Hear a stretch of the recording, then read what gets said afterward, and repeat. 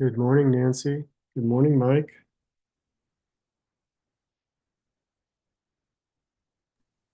Good morning, Lance.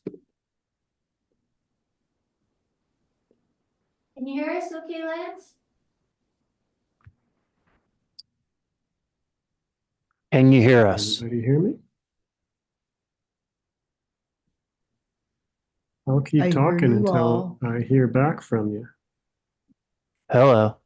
There we go. We're connected. Can you hear me? Loud and clear. Brilliant. Too bad about the weather. Hi, Nancy. Hello. Hi. I didn't get the no reply email with the commissioner access to the agenda, but I figure it's about the same thing, right? Yes. Good. Yeah, the only thing that was added from a couple days ago was Star's recommendation for use of REMP funds. Perfect. Yeah.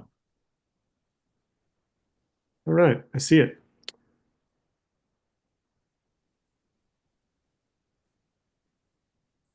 How's everything down there at HQ? Things are good. So you won't be joining us at noon. What's happening at noon? Oh, Lunch with Jen Dinsmore. right. Seems unlikely Okay. unless I bring a very sniffly child along. Sounds Or good. just abandon her. I suppose she could just be left to her own devices. She seems really mature. I Shouldn't be. think if I give her both scissors and matches, she could have some choices. I mean, look at us. We turned out great.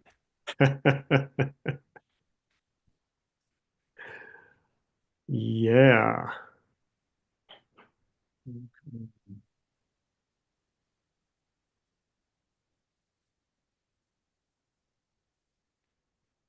I'm gonna run upstairs for a moment.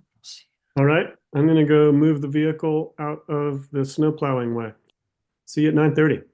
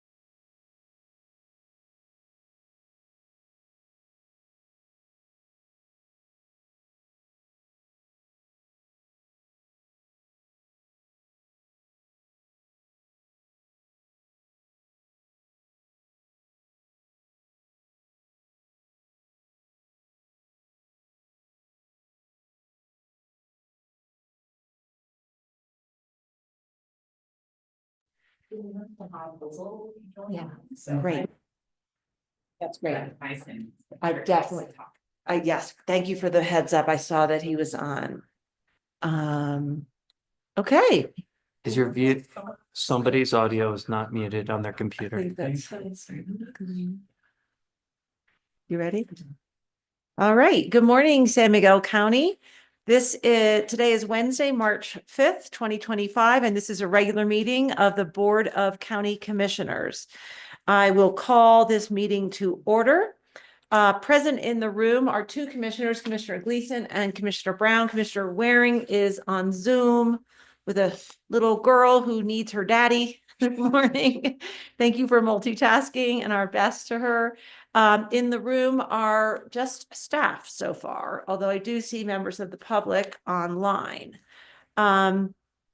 We will begin our meeting with a moment of silence for grounding and gratitude.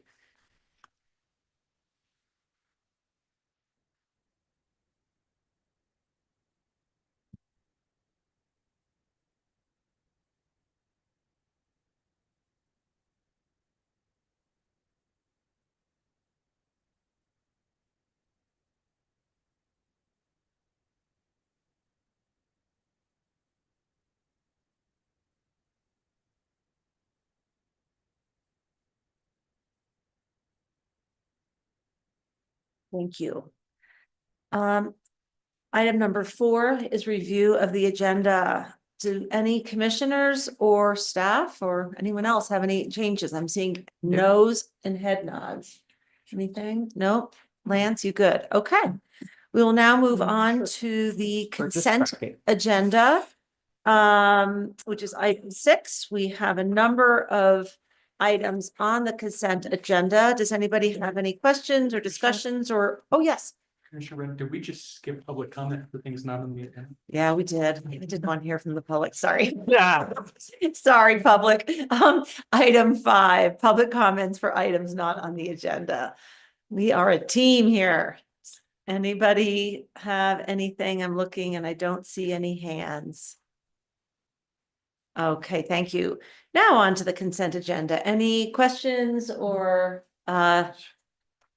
discussion, or are we ready for a motion? Lance, is that a motion? I move to approve the consent agenda as provided. I'll second that. How do you vote? Aye. As well, the consent agenda is approved. Moving on to item 7A, administrative matters. Our first item is discussion of the Tyree District funding concerns for 2025. We have John Pandolfo, not quite. I saw him yesterday and I knew he was going to be on today. I wonder if we moved through the beginning of our meeting a little more quickly than we had expected. This was agendized for 9:40. Right. So Aha. We're slightly ahead. and Let me text, Mr. yeah, Preacher on And the we calendar. do have Mr. Bissell, the Norwood superintendent on Yes. with us. thank you. Let me just Appreciate that. let John know.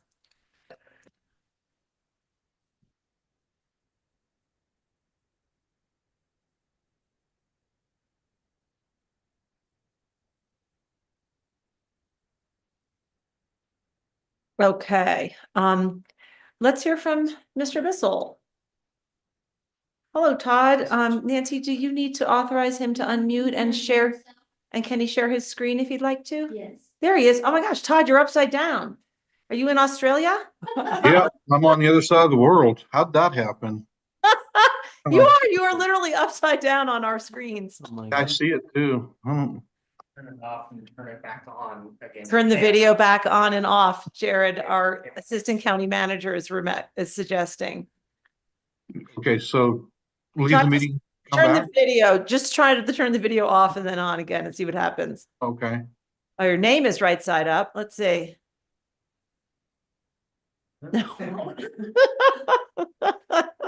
Oh, there we go. Oh, he's turning his computer upside down.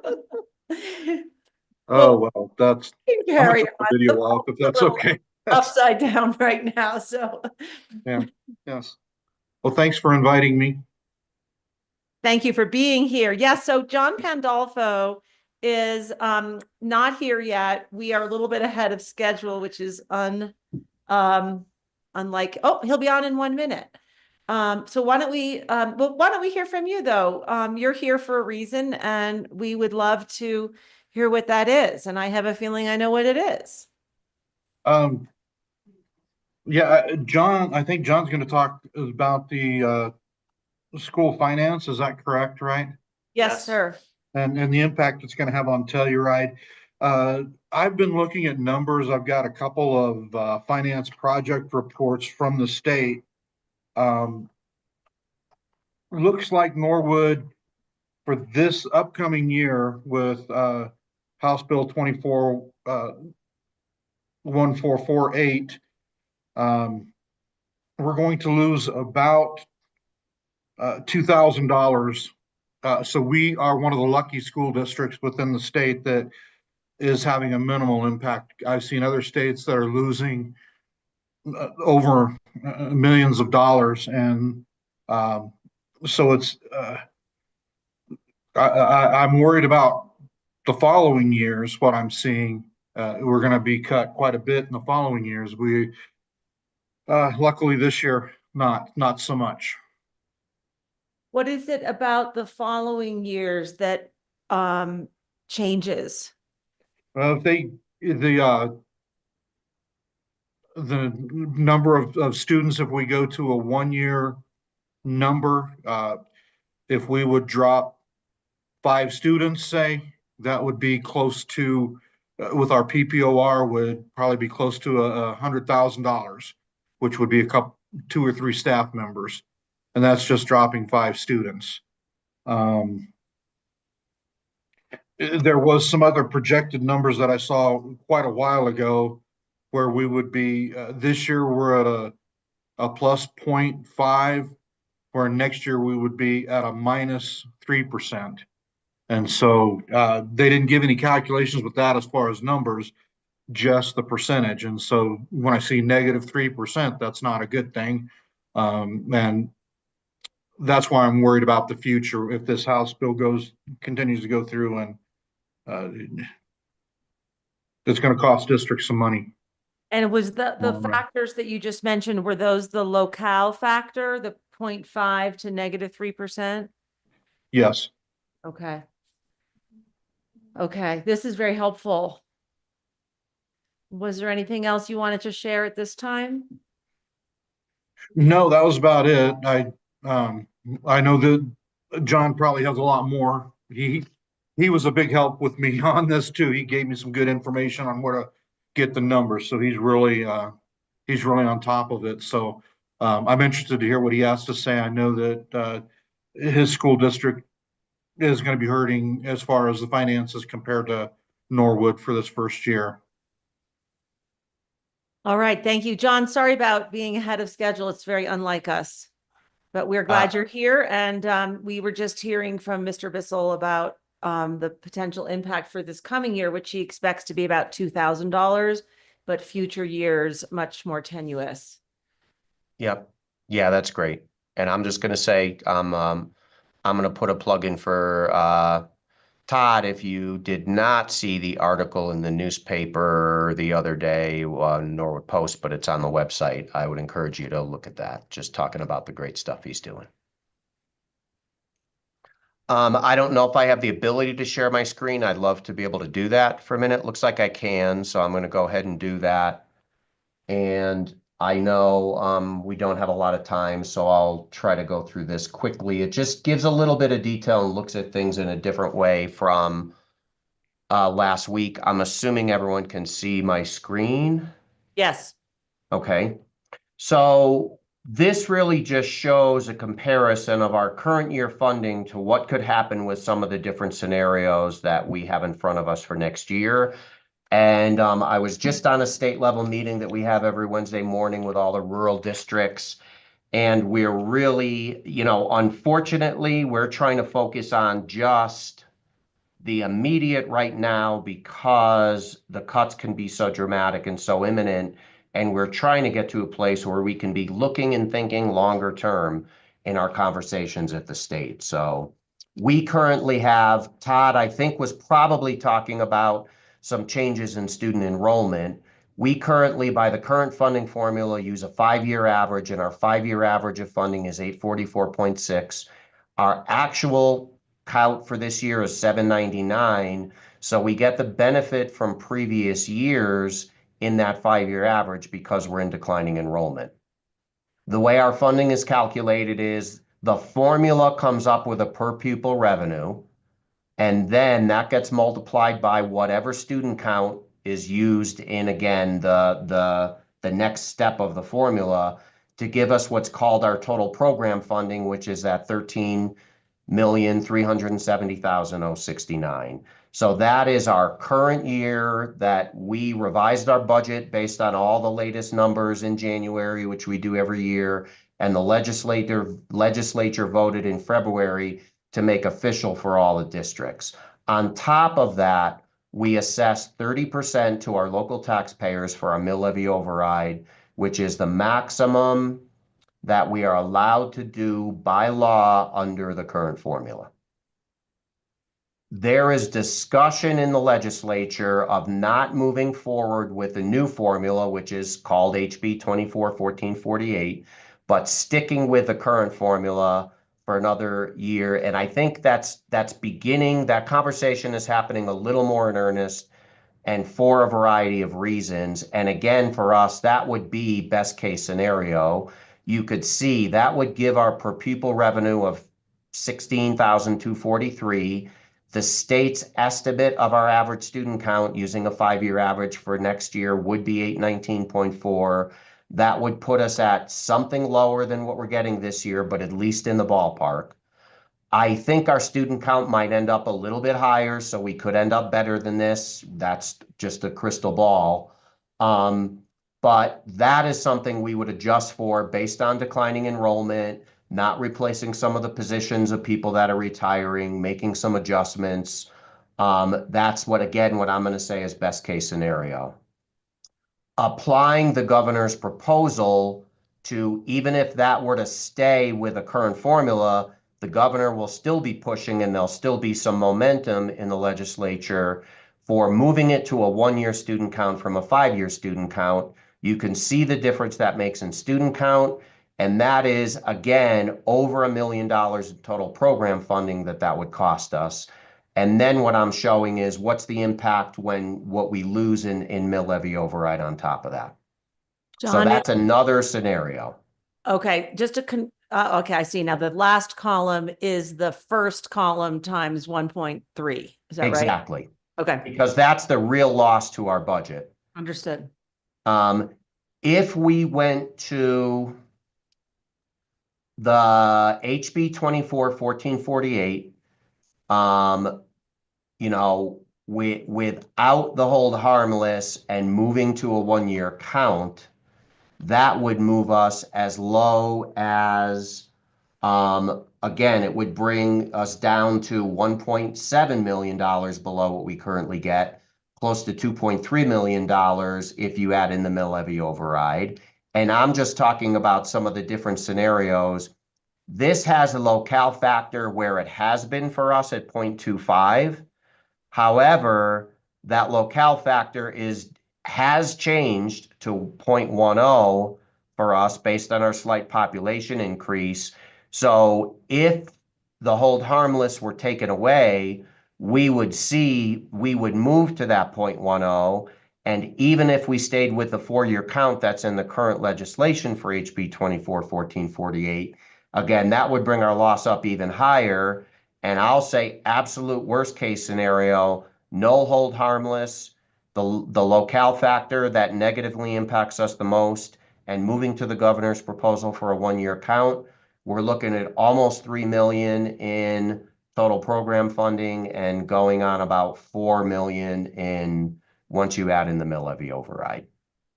These are all just hypotheses at this point of what could happen. We're going to continue to hope for best case scenario.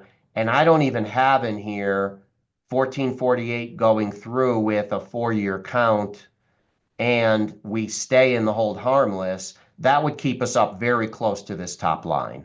So like there's two possible ways we could end up with best case scenario that we're going to be hopeful for.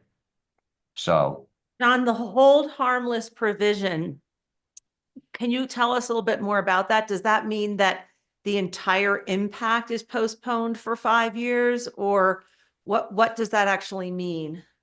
what it means, the way the legislation is currently written, is that the districts, including Telluride, which are the losers out of 1448, mainly because of the cut to the cost of living factor, they get what they would have gotten under the current formula with 0.5% added on top of that, adjusted for what their appropriate student count is. So the hold harmless was intended to shore over those of us districts that are losers from 1448 for the next 5 years, maybe while we prepare to pass a mill levy override, maybe while we make whatever adjustments we need to make. You know, in my mind, it's getting you to swallow it because someone can stand there and say, well, you're going to be fine next year. But ultimately, we're going to be in the no hold harmless category, however far down the road, whether it's immediately or 5 years down the road. And the way that we will get hurt from that is the locale factor changing once the hold harmless goes away, and the impact of changing cost of living. Those are really the things that are hurting us from 1448 right now.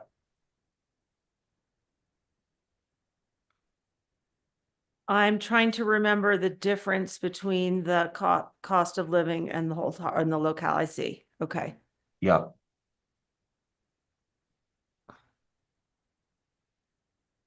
I can jump on to the next slide unless you have more questions. Anybody? Nope, we're good. And I'll circle back to what you just said, Commissioner Brown, about the distinction between the locale factor and cost of living. So this just shows, with the latest data, the adequacy studies that came out that the legislature commissioned several $100,000 to have done, that really look at how should we be funding education in Colorado. Based on the formulas within those adequacy studies, they just released to each district, this is how much you would get under each of the 2 different adequacy studies. So you can see that what they're saying is we should be funded $2.1 to $2.4 million more than we currently are, while on the previous slide, they're talking about cutting us as much as $3 million from where we currently are.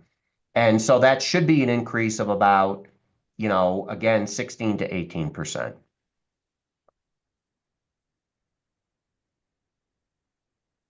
And I will, as soon as we're done, I'll make sure that I email this to Carmen so that she has the presentation that I'm doing right now.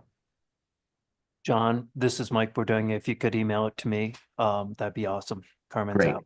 Thank Let me you. just make a note, Mike.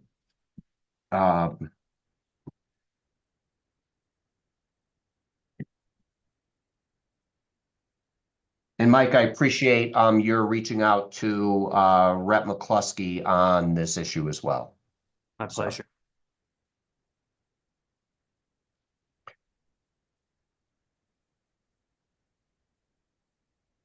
And so this is kind of what we're saying. There's a couple of different things, especially for the more immediate things, just contacting. I've already had conversations, or at least sent information to both Rep. Sukla and Senator Simpson. And then I know Cheryl Miller and David Lavender had conversations with both of them last week in Denver at there's a conference opportunity for board members to get together with our legislators. So, we're having those conversations, and I'll be sending out a communication to our community through Parent Square, asking them, suggesting or encouraging them to advocate, and kind of giving a few template letters they might use, whether it be students, parents, whatever else. Great Education Colorado is really looking more at the long term. How do we really pressure the legislature to form a legislative committee to review the adequacy studies in detail and create a blueprint for how they need to be implemented. And that's their goal for this legislative session, is to get the legislature to commission a committee to take the next steps on again, taking the adequacy study seriously. And then what we're providing is just, I kind of talked about what are some of the main talking points that we're really talking about here. First of all, don't take away multi-year averaging and move to 1-year student count. That's first and foremost, I think, top priority. Second is consider pausing 1448 so we get some of these things worked out, including locale factor, including other pieces. Number 3 is specifically fix the locale factor in 1448. I think there's some level of receptiveness to reconsidering that once they see the impact that it has on different districts. This is not a large scale issue, unfortunately. We again just happen to be one of the districts that kind of falls off this cliff. So for a lot of people, they're not paying attention and they don't care that much about locale factor, but it really needs to be replaced with a smooth adjustment, not a step or cliff type adjustment. And then number 4, do not get rid of the hold harmless factor for the handful of districts that it's actually saving right now. Again, it's not a big number of districts. I don't know how much official conversation is. I'm only hearing that behind the scenes, they're seeing it as another way where money can be saved. And then number 5 is, again, pay attention to the adequacy studies and think long-term about what can we do to, you know, we have been balancing the state budget on the backs of our students in the state of Colorado since 2008. That's just the reality, and that needs to stop. So, and, you know, Todd may have talked about the impact. One of the other things that really doesn't impact Telluride, but it impacts Norwood and it impacts a lot of districts in the state is that you know, they're talking about either making significant cuts to BEST grants, which fund construction, and it's again a sliding scale on how much they'll fund depending on how affluent your district is or how much need your district has. And they're talking about getting rid of that as another way to try to help push a little more money into the ed budget so they can continue to, you know, not have to put it in from other parts of the state budget. So. Thank you, John. I had a couple questions.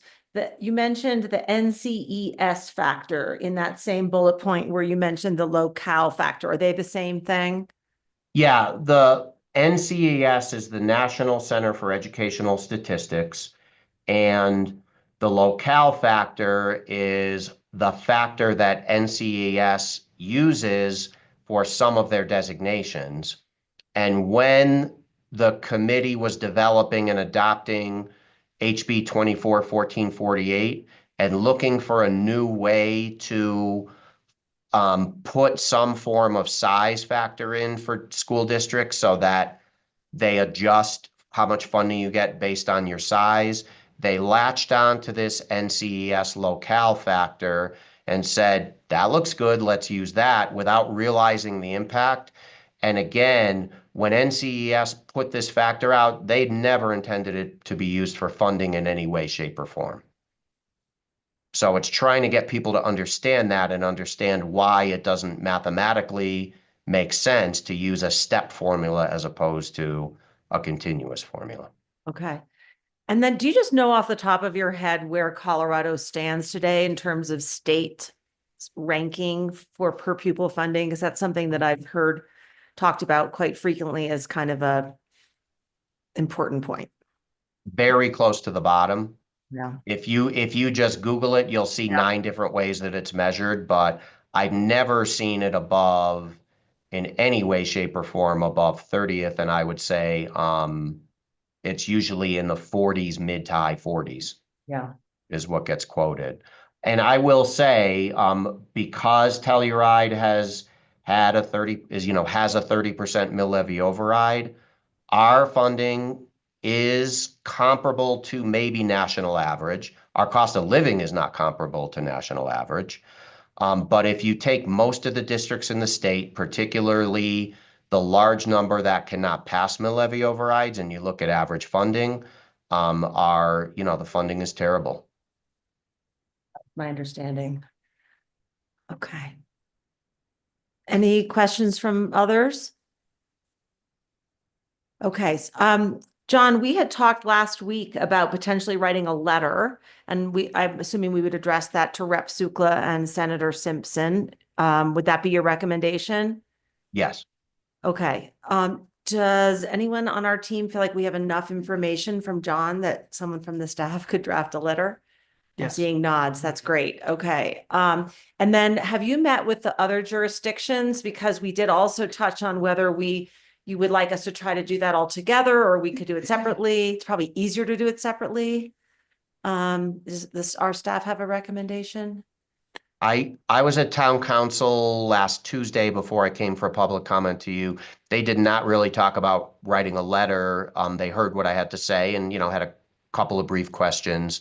Mountain Village Council does not meet again until March 20th, so I was just planning on going for a public comment to them.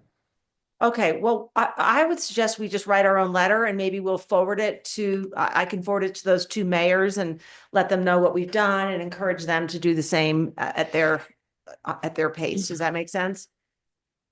Yeah. Okay. Yeah. And I don't know if Commissioner Waring had a question or comment or not a minute ago. Thanks, John. I actually was going to head down the same track that our chair did with questions about letters and whether we should write it or whether you wanted to provide us a draft template that put all the facts as you have them so carefully organized into bullet points at the very least, and allow us to create the language around that.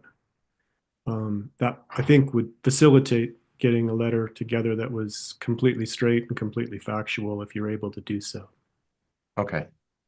I can work on that. And then, I think what you will be able to add that I can't is kind of what the context is for you as, the Board of Commissioners.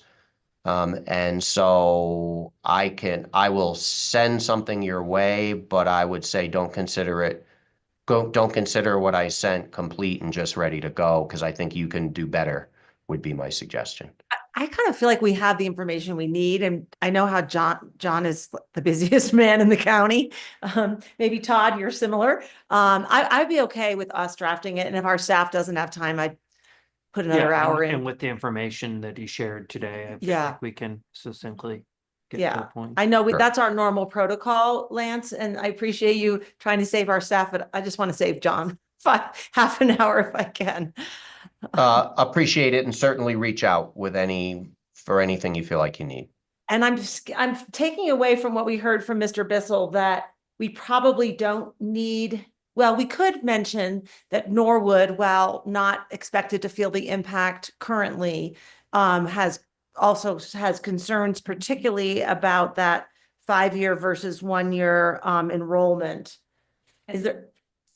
I just wanted to comment that what I'm hearing from both districts is that the locale factor is really the thing that's going to tip the scales long term, and really emphasizing that point that where our districts are falling within that determined locale factor is really problematic, and if that could potentially be considered reevaluated, that would really help our causes in both districts. Just for a little bit of background, the letter that I wrote to Julie McCluskey was asking that they consider a different way to view the locale factor as a linear versus as a step, because by the 22 students that we went over, the 2,500 or the 22 people in our community over the 2,500 threshold, it dropped us into the next step, which was up to 50,000, which seems like an enormous step to have to take for such a minimum increase. So if they were amenable to that, it seems like it would be easy enough. I know we've done it with our mitigation fees and other things at the county level, and Lance. I agree. Thanks, Commissioner. John, yesterday's Colorado Sun had a piece talking about this very issue. I bet you saw it. If you didn't, I'm happy to forward it to you. But it does dwell on Speaker Julie McCloskey trying to make an alternative proposal. So what I think I heard you say when you began speaking was that this is still in play. There's a lot of potential scenarios and still a lot of time for change. So this is a great time for us to get that formal letter in. And based on Commissioner Brown's wise suggestion that we just knock it out, take care of it, and we will get those letters in the mail. We'll use red ink and lots of capitals. Yeah. Thank you. I mean, again, I think that'll be helpful, and I think you're right. Timing right now, there is a lot going on, and I think it's a good time to let people hear. One other thing I didn't mention, and this may impact Todd as well, I'm not sure, is that we also get a level of REAP funding, which is rural funding. That's kind of federal grant stuff, and changing our locale factor for Telluride, I know, eliminates the opportunity for us to get REAP funding. Not a huge amount, but it just feels like pouring salt in the wound. How do you spell REAP? REAP. It is, I got it in 5 places. I just can't think of That's where okay. it I is. think we're fine. She'll probably know what REAP funding is. Yep. Okay. Eliminates. Okay, great. I do have to jump onto another thing that I'm already a little bit late for, but I appreciate your time so much. Likewise. Thank you, John. All right. Any further discussion with our group here or Mr. Bissell? Anything else to add? I don't. I just appreciate the time that you gave me. And I think REAP stands for Rural Education Assistance Program, but I could be off on that. Thanks for joining us, Todd, and we'll be sure to keep you in the folds of any future developments. It was nice having you on this portion of the meeting. Yeah. Thanks for the invite. You guys have a good day. Thank you. I think we should address it to Rep. McCluskey as well, Yes. even though you've already reached Definitely. out, but from Yeah. the, okay. And then I will forward it to the For her role mayors, in the to JBC, the towns. What were you saying? just because of her role on the Joint Budget Committee. Okay. And did she also propose some of this? She did. She was Yeah. one of the nominating, or she was the sponsor. Okay. Okay, great. I think we are ready to move on to a conversation about proposed projects for congressionally directed spending. Okay. Jared and I attended the webinar put on by Senators Bennett and Hickenlooper. Their staff presented about the process for this upcoming year's congressionally directed spending requests. These are local projects that the senators have the ability to put in as riders on other legislation that will be passed, likely to be passed throughout the year. Shouldn't say should, will be passed. I think we're all a little bit skeptical given the federal spending freezes and grant and other funding freezes that these the request this year will be strongly considered. But there is a deadline. I know each senator puts out a different deadline. I just noticed when I was Googling around other senators' deadlines for CDS. But the one for our 2 senators is March 24th by 5 p.m. These are subject, if they are awarded, they are subject to all federal requirements such as Buy America, all environmental, NEPA, SHPO, qualifications. And I know that our town of Norwood submitted a request last year that was not funded. but the county has the ability to support or forward 2 to 3 requests from any of our jurisdictions. In previous year, I know Town of Telluride also had applied for $1 million for their new water line, and that was also not funded. We have locally seen where projects were awarded, such as Rico's wastewater treatment plant. However, unfortunately, their local ballot measure to fund the matching funds for that was not successful, so that project didn't move forward. And I've reached out to Town of Norwood staff to see if they're interested in applying again, if they'd like for us to support. Doing so with the towns of Telluride Mountain Village as well.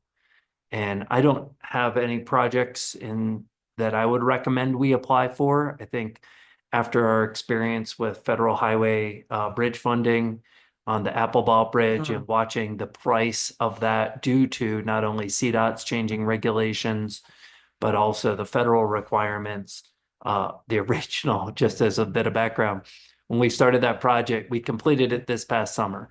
In 2024, we started that project more than 8 years prior, first applying for those federal bridge funds in 2016. And our estimate at that time was $450,000. Our bridge ended up costing us closer to just over $2 million because of the escalating prices as well as those additional requirements. So I'm always reticent to take federal funds, especially given kind of where we are nationally as far as federal funding goes. Jared, what would you add? I think the only thing that I would add is in that presentation that Mike and I attended, there was a lot of conversation about current year funds and how those requests still exist and they're out there. And it's not to say that they will not find some momentum in some sort of bill, but that both of the senators were committed to just continuing to load eligible projects into their pipeline. That way, if something were to happen, that, the Colorado has projects that are ready to move ahead. And so for that, there are a list of eligibility requirements on the senator's website. I think what Mike and I would be doing is talking with our towns, talking with other people who have interest, who want to discuss with us about those eligibility criteria and how to make them the most competitive projects possible, and kind of moving ahead. And then it's just kind of the question of, as we move ahead, do we see any projects for ourselves?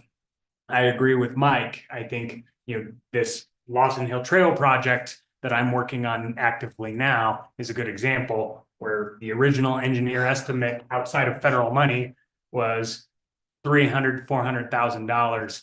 And we're looking at about $1 million, right? So, Is that a federally funded project? yes. It is funded through CDOT TAP grant, which is federally sourced resources. And you may recall it on our spreadsheet that we had a couple of weeks back of federal resources, but it does kind of make those costs more significant.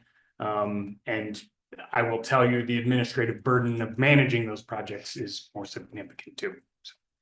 And you were mentioning up to 3 projects could be supported or proposed. Correct, but they will only fund one.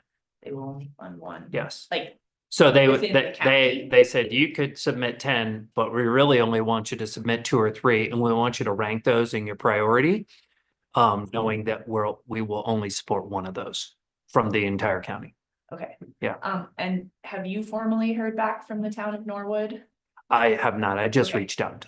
I got a response from them last week that they are in process of reapplying for fiscal year 26. Great. With a really similar proposal to what they gave in 25 for the water project.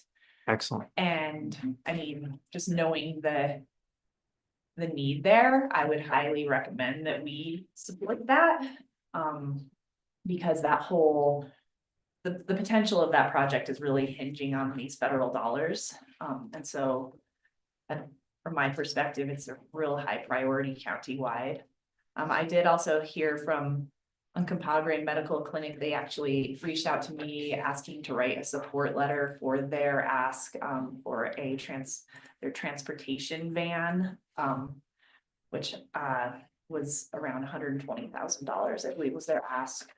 I agreed to write a support letter for that. And then the fire department in Norwood also has an ask in place. Is that correct? Correct, yeah. Okay, I haven't gotten an official word whether they're reapplying, but I believe so. That they We should would. follow up with Chief Bachrath and just ask him though. But those are 3 projects I'm aware of, and once again, I would highly recommend we support the Norwood Water Project, given the And- time remind me what that project is. Is that for the redundant line? it is for the redundant line. Okay. So then if those are 3 projects we've just identified within the county, and that Mhm. you've said that not just the county applying, but within our whole geographic jurisdiction, we can apply for 3. Right. Okay. And is it common that an individual commissioner would write a letter? I read through, Typically, they would want the board, so we could put could. that on 319's agenda to If that's formally deemed, support as a board. and when I read through the memo that you provided, Mike, it said that they were supposed to have 1 letter signed by as many people as possible. So maybe we could discuss as a board if we agendize it, whether we want to sign that letter, but you might mention if I read it correctly, Yeah, that was the requirement is it's 1 letter. So you wouldn't have to write it yourself, or we wouldn't have to write it. okay, great. And Just- I'll confirm with them that 319 is adequate. I mean, the deadline's 324, so that should work. I asked them to give me some deeper talking points to craft a good letter that is truly supportive of their ask. But that would be great if we could put it on the agenda and all, interim Okay. craft the letter. And then at that time, we might want to also agendize the fire district and the town of Norwood. And I so- did have a question about the town of Norwood, if, where their letter of support came from in the previous year's ask, and if they would like that, they would consider that coming from the county level for this year. I posed that question in my email Okay, great. to Sarah and Candy. Yes. We will. Okay. But I suppose this was also an opportunity if the commissioners had other projects that they knew of or other entities, as you've already described, that you'd like us to reach out to. We'd be Those- happy to. Those are the 3 that have been put on my radar. If the town of Telluride's water line is going to be reproposed, I think we should consider that as well. I think they went ahead and did that project out of their own funds. Okay, That was 4 years ago now. okay.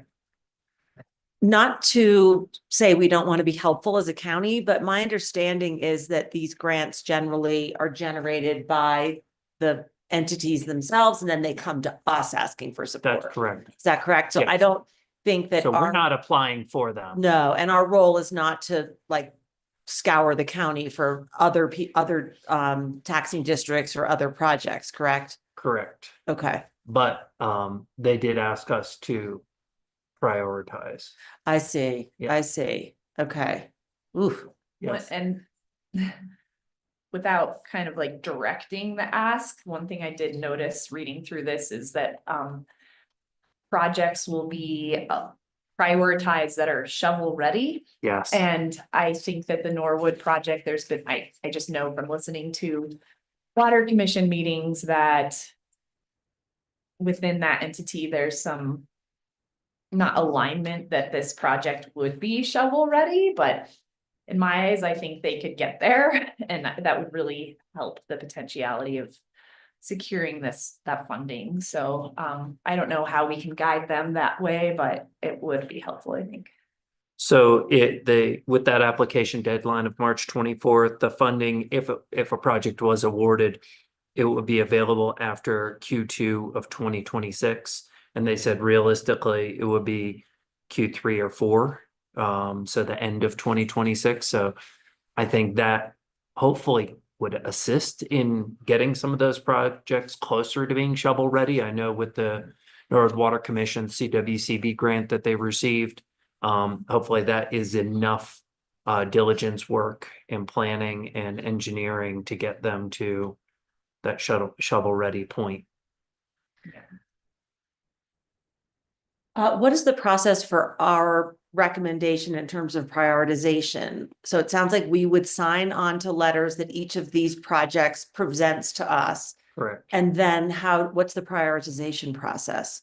I don't know. I remember the last time that we had more than one competing project, the board had said, out of this list, we would want to support this one the most. Right? And so I don't really remember. I think it was just simply an email or a part of that To the senators. letter to the senator saying, out of this list, these are the top ones that the board would support. Okay, And this would be the number one.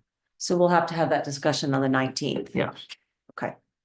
And just for, in the name of public being up to speed on this, following up on our meeting with Representative Hurd last week, his aides did indeed reach out to me after that meeting about the Norwood Water Project, and I've been in correspondence with them to try to help start and prioritize the Norwood Water Project. So hopefully that could help, but. And would that be their 2025 application, do you think? I think that realistically for the 2026 application. Yeah. It's gonna be most helpful, but just putting that 2025 application on their radar. Great, Can't hurt. I absolutely, feel, so. yeah. Okay. All right, anything else, Mr. Waring, from you? Nope, I'm seeing a nod. Anybody else? Okay, I mean, in terms of the county's projects, I think I have enough background from what you said, Mike, about the additional cost to participate in a CDS project and our understanding of the funding that will probably be cut, in the coming years under this administration and Congress. So I don't think it's worth it. Well, we don't have, I mean, A when project I in think of mind. what projects I'm thinking of, the sheriff's annex or the sheriff's office on-call housing would be a potential one, Mhm. but I don't know if we're gonna be shovel ready at that point. Okay, that's another good reason not to apply. Okay. Thank you. I think we're ready to move on to the next agenda item. That would be 7C, consideration of a request for a memorandum of understanding for financial support for the youth hangout. And we have some So we do know. interested parties here. Come on up and Dawn, hi. sit, if you would, by a microphone so that the people on Zoom can hear you. Yeah. You have to keep it kind of close to your mouth. Got it. Awkward, Good but morning. You can do it. And Okay. hi, where's Zoe? There you are, and Ryan Daigle. Do you just want to, Mike, do you want to start, or do you want to have these folks introduce themselves to the public? I think they're fine to introduce themselves to the public. This is just a project brought forth by the town with partnerships with Telluride, Mountain Village, and the county for a much needed amenity for the youth in our county. So with that brief introduction, I'd turn it over to Zoe. Thank you, Mike. So Zoe Donnell, town manager for the town of Telluride. And I'll just kind of provide a bit more context. So the town of Telluride in this project, we are definitely advocates, as all of the great government partners are, but we're also the ones that are pushing for the capital portion and really providing and finding that space for the youth hangout. So utilizing part of our Voodoo project, a commercial space that we were going to rent out for commercial use, we have instead taken some direction from all of these government entities to explore and really work on the tenant improvements to make that space for the youth and what we're calling the youth hangout. And then with that, I have Ryan McGovern, who's there in person, who's really leading that capital project. So quick introduction to you, Ryan. I'm Ryan McGovern. And he is what's your title, Ryan? I'm the facilities manager for the Parks and Recreation Department. And he really has spent so much time, and this has been a huge labor of love for him. So all of his work, very grateful for. And then really this project, if the space is great, but it would not happen and would not have a future without our great partnership with Tri-County Health Network and the communities that care. So there in person, you have Dawn Katz. I'll let you introduce yourself, Dawn. Yeah, hi, my name is Dawn Katz, and I'm the Communities That Care mobilizer under Tri-County Health Network. And we're looking forward to partnering with all of you and hopefully getting this off the ground. And then we have Ryan Dangle. Did I say your name right, Ryan? It's Daigle, like bagel, but that's close Daigle. enough. Yeah. Hi, everyone. I'm Ryan Daigle. I'm the Communities That Care Youth Coordinator, and will be in charge of overseeing the shed space once it opens. But I've just been collecting a lot of youth insight about this project lately, and I'm happy to answer any questions about that during this meeting. So just to kind of kick us off, hopefully you all had the opportunity to read, yes, a lengthy but comprehensive memo on this. And I know we have a pretty good concise amount of time. So I'm not going to go through the memo in its entirety, but just really bring us up to speed where we are in the purpose of this meeting. So obviously we have been talking about this for years now, starting in 2023 and now in 2025, we're finally to the finish line. So we are there with the capital improvements for the space. The construction is ready to go. We have the final numbers for what the cost of this tenant improvement space will be. I think a really good spot in your packet, I'm trying to find, I don't see page numbers, but the tables for the finalized budget summary for 2025, just really understanding where we have progressed and where we are today. And what the additional asks would be for the capital contributions and then the operational contributions. So we came to you last year in 2024, hoping to have an opening of the youth hangout in October. As we even talked about with the capital spending that you talked about previously, construction's just difficult. And so we came to all of those hurdles. And so we're looking for a late spring opening now. And with that, an understanding of what the operational costs would be for 2025. The previous foundation of discussions was, we all know in order to make this opportunity happen, we need to come together collectively to the table and then collect data and understand the use of this space and really what it is for our community at large, our region, and then discuss how we're contributing to the operational pieces into the future. But without understanding that use, we were just going to, in full commitment to our youth population, come to the table with those equal proportions so that we can see this actually come to fruition. Of course, I will add that the town of Telluride does, we are waiving the rent of the space. So we are taking on that additional subsidy burden from the town of Telluride. So we're not counting that as part of the equal 3 split for the operations, but that is an additional cost that's coming out of our funds as well. And then we put in about the programming, which I can lead to CTC if they have any questions.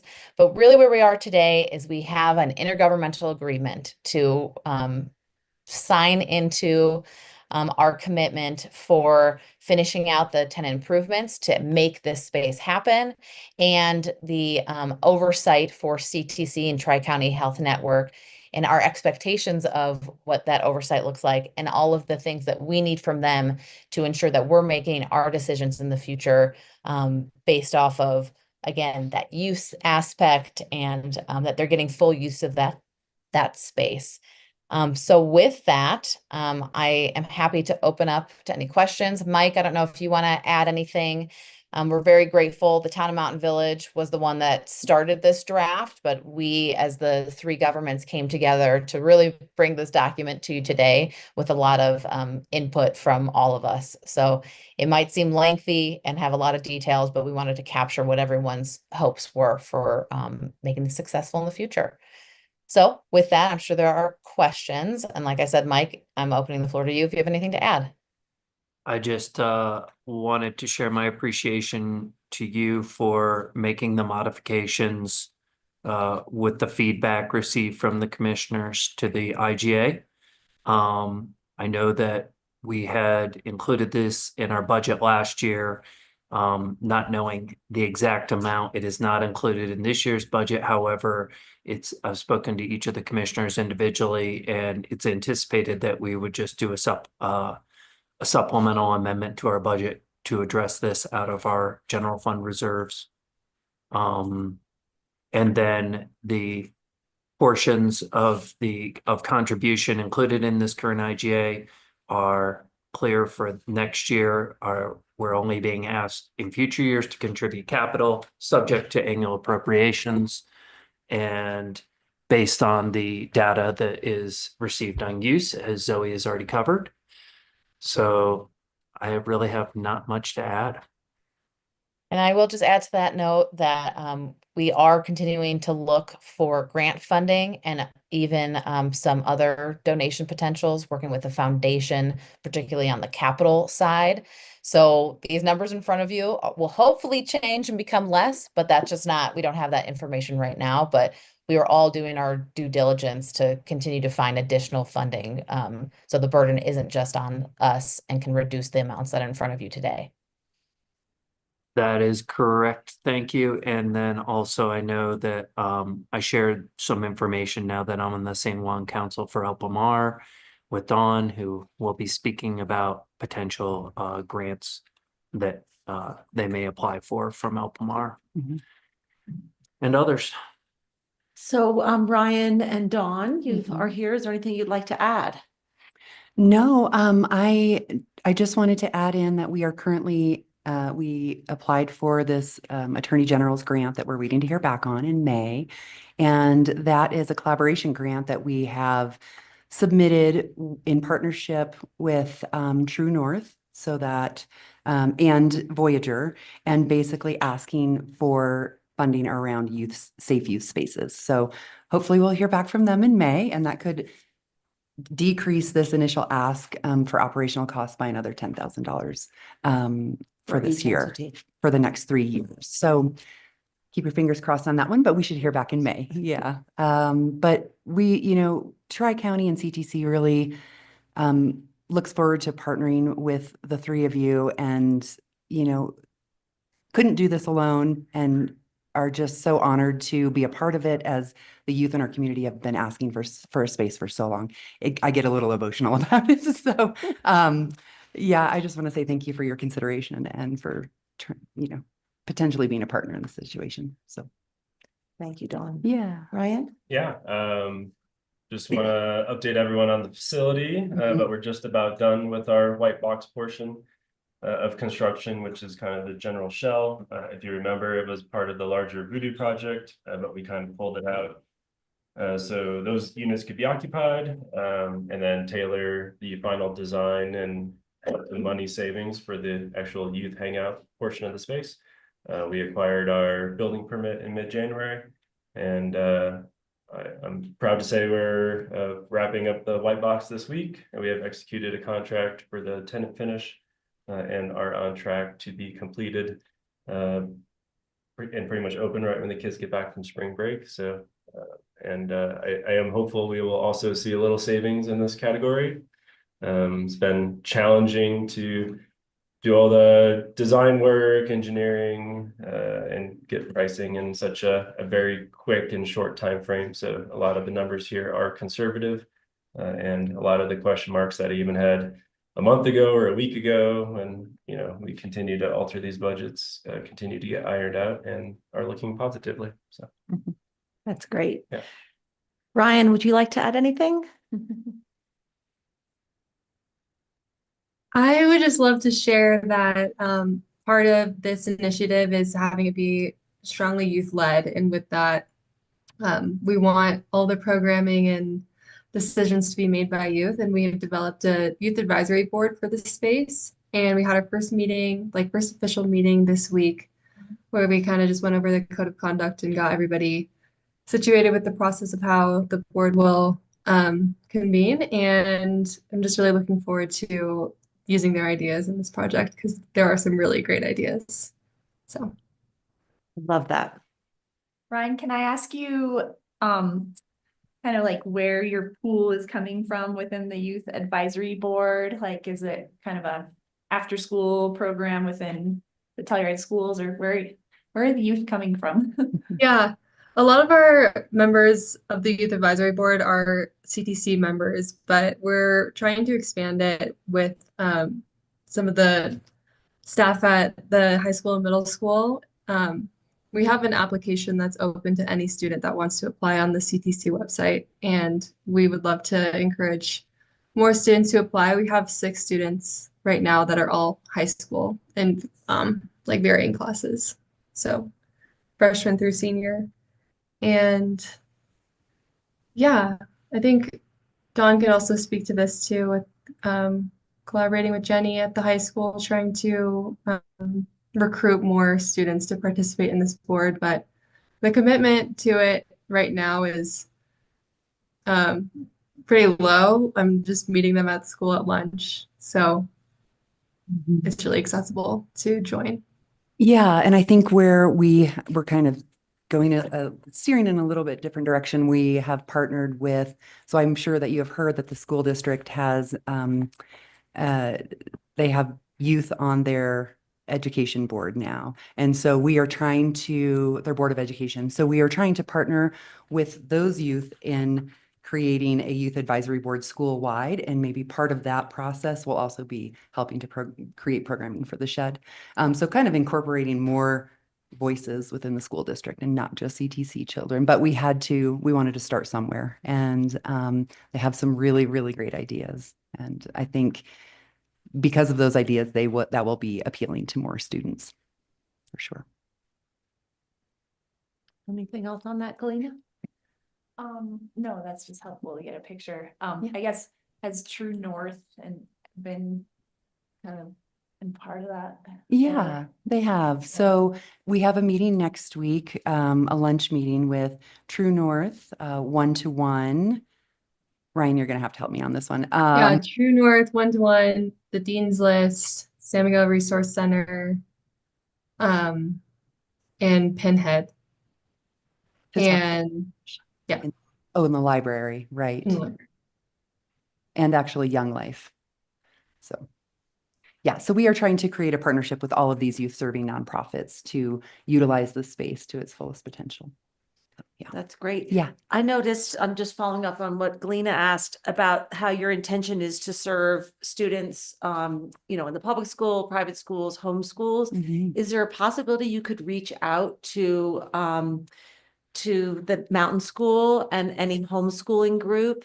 As well as I would ask that, have you considered making sure that you have a Norwood student or Wrights Mesa student who attends the Telluride schools for their input? Because I think if you start out being super inclusive, then it's more likely that, everybody will feel will comfortable there. Yeah. Has there been any considered outreach to those 3 segments? We've discussed reaching out to the Mountain School, but I think having someone that lives in Norwood that attends school in Telluride would be a great idea.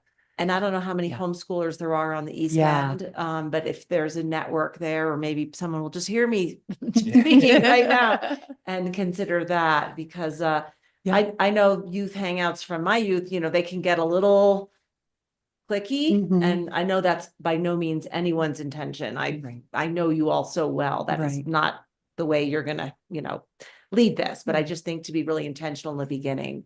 Yeah, and sometimes you're right, that just naturally happens. And I think that was kind of our thought of having these different organizations that kind of Yeah. support so many different groups of students within our Perfect. community, might help to bring some I love inclusivity there. that. Yeah.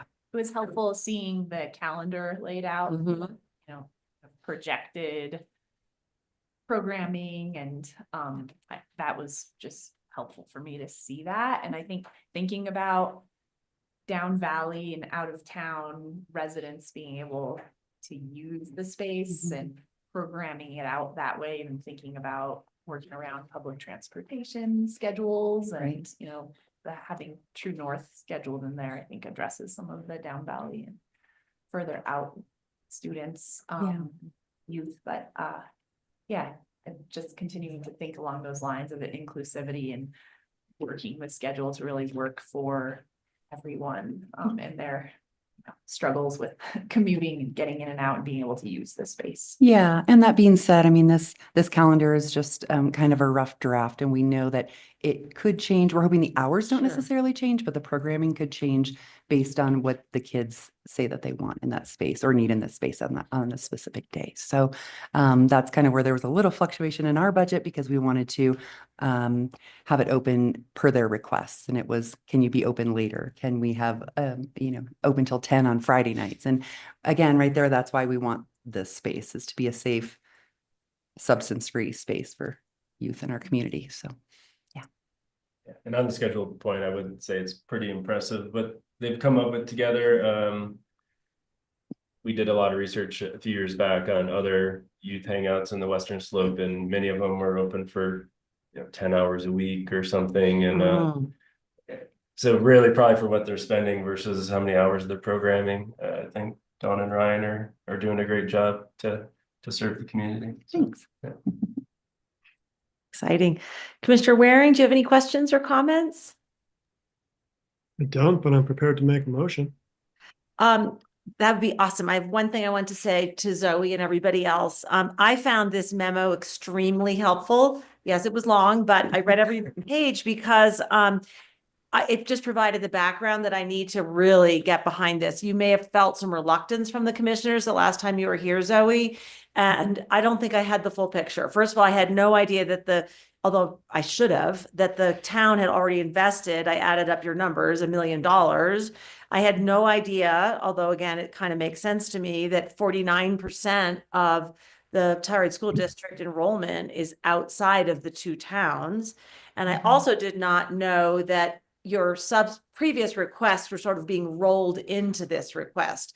I was feeling like, oh my gosh, they're back for more money. And yes, I understand there is a little more money here, and that happens, as Ryan mentioned, with construction projects, but I didn't realize that the 70 or whatever the number is, total included what we had previously approved from 23 and 24. So I feel really differently about this right now. And I, always been supportive of the shed, but I just really appreciate that you laid everything out for us so that we could make a really well-informed decision. And I also appreciate that the MOU or the IGA, as Mike said, allows for reconsideration of our share if we find that usage, is not reaching kids in the unincorporated county. So thank you so much to all of you for your hard work. And I kind of want to apologize for my attitude last time.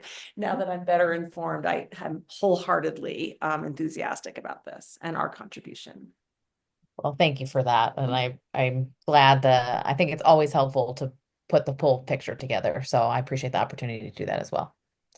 And thanks to everyone, all of the people that have been involved in this project. It has taken a lot of people a long time, and I'm so proud that we're getting so close. I'll echo what Commissioner Brown said. I was in a similar camp of just not having enough information. And I would just like to commend Ryan for your efficiency. It's pretty amazing that you've been able to move so quickly. That doesn't usually happen that way. So props. All you, Lance. Well, Zoe and Ryan, as you might recall, I also was a little grumpy pants last meeting, and with the additional information you've provided, I am on board with my fellow commissioners and move to approve the chair's signature on a request for a memorandum of understanding for financial support for the youth hangout. I second that. How do you vote? Aye. Aye as well. The motion passes unanimously.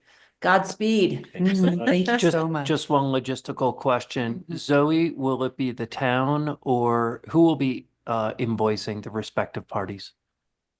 Yeah, so the town of Telluride will be doing it for the capital, and for operations, that would be Tri-County Health Network or CTC. Okay, so we'll be expecting two different invoices. Thank you. Thanks. Great. All Thank right. you so much, everyone. Terrific. Thank you. Can we come to the opening ceremony? Please, of please. course. All right. We'll let send us that know. invitation as soon. I want to come and cheer loudly. Yay. Thank you so much. Bring my kids. Thank you all. Exactly. All right. Thanks, Zoe. Thanks, Safe everyone. travels wherever you are. It looks like a hotel room. Yeah, I'm in Denver for Austin. to meet with the governor and our legislators, so I'll be Ah. talking to them about the school funding as well. Good Thank for you. you. I don't know if you heard, we'll write a letter and I'll share that with you. Yep. Okay, That's thanks so great. much. Thank you all.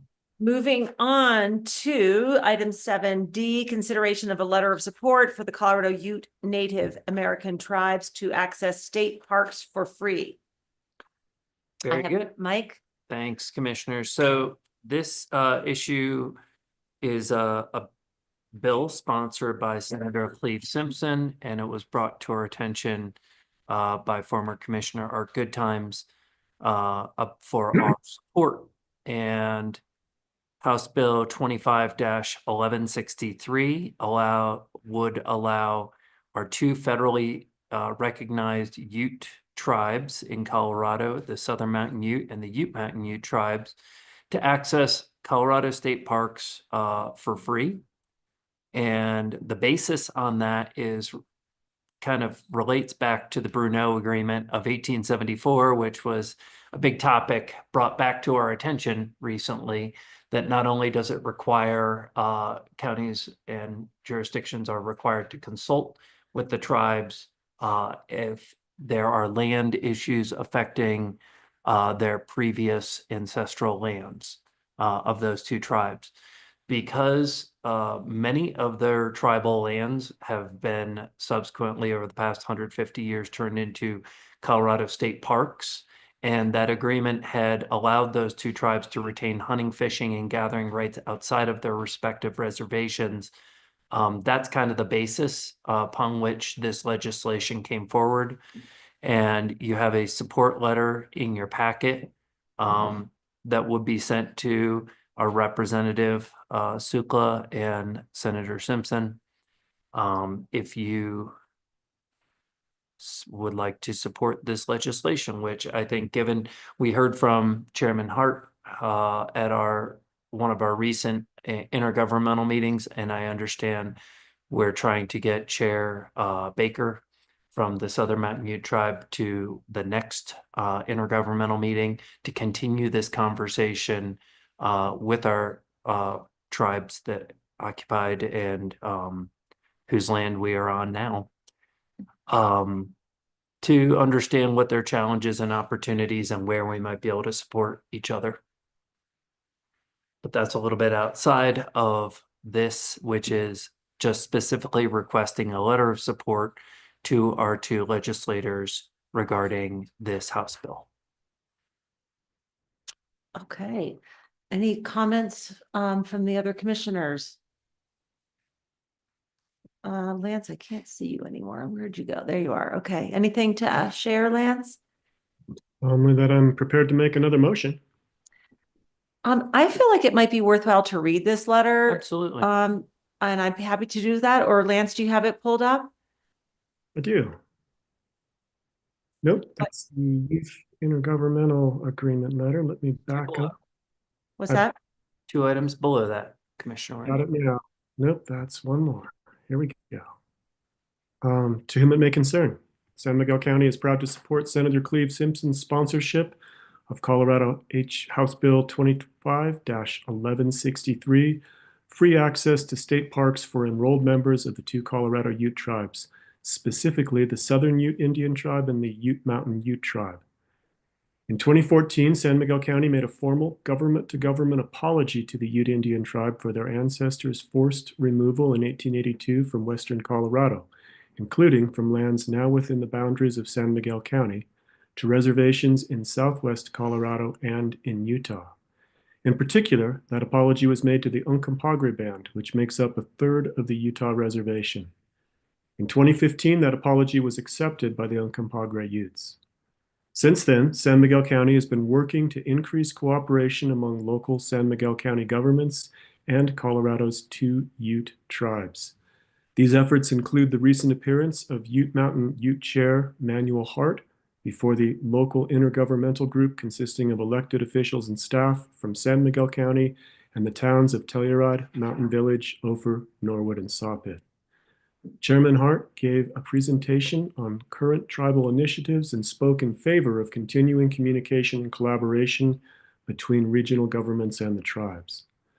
The 5 steps in the process of reconciliation are acknowledgement of the incident, an apology, an acceptance of the apology, restitution, and finally, reconciliation. While we are far from complete reconciliation, providing no-cost access to enrolled members of the Colorado Ute tribes to portions of their ancestral land is a step in that direction. In the spirit of cooperation and continued reconciliation efforts, San Miguel County supports the passage of HB 25-1163 and commends our State Senator Cleve Simpson for being one of the bill's co-sponsors. Thank you, Lance. I think we're ready for a motion. I move to approve the chair's signature on the letter I just read. I second that. How do you vote? Aye. Aye. Aye as well. The motion passes unanimously. Thank you very much. We are ready to move on to item 8A, recommendation to use $100,000 from REMP Fund for Eco Action Partners Green Grant Program. And we have about 20 minutes scheduled for that, which would take us to just after 11 o'clock. Are we okay addressing this, or would you like to take a quick break? I would suggest a quick break. Okay. Because I think we have plenty of time in our schedule. Okay, I would think we'll take a quick break. It is 11:47-ish, 10:46. Why don't we come back at 10:55? Is that okay with you, Star, and anybody else? Do we have eco? Okay, great, Lance. We'll Good. see you at 5 to 11. Thank you.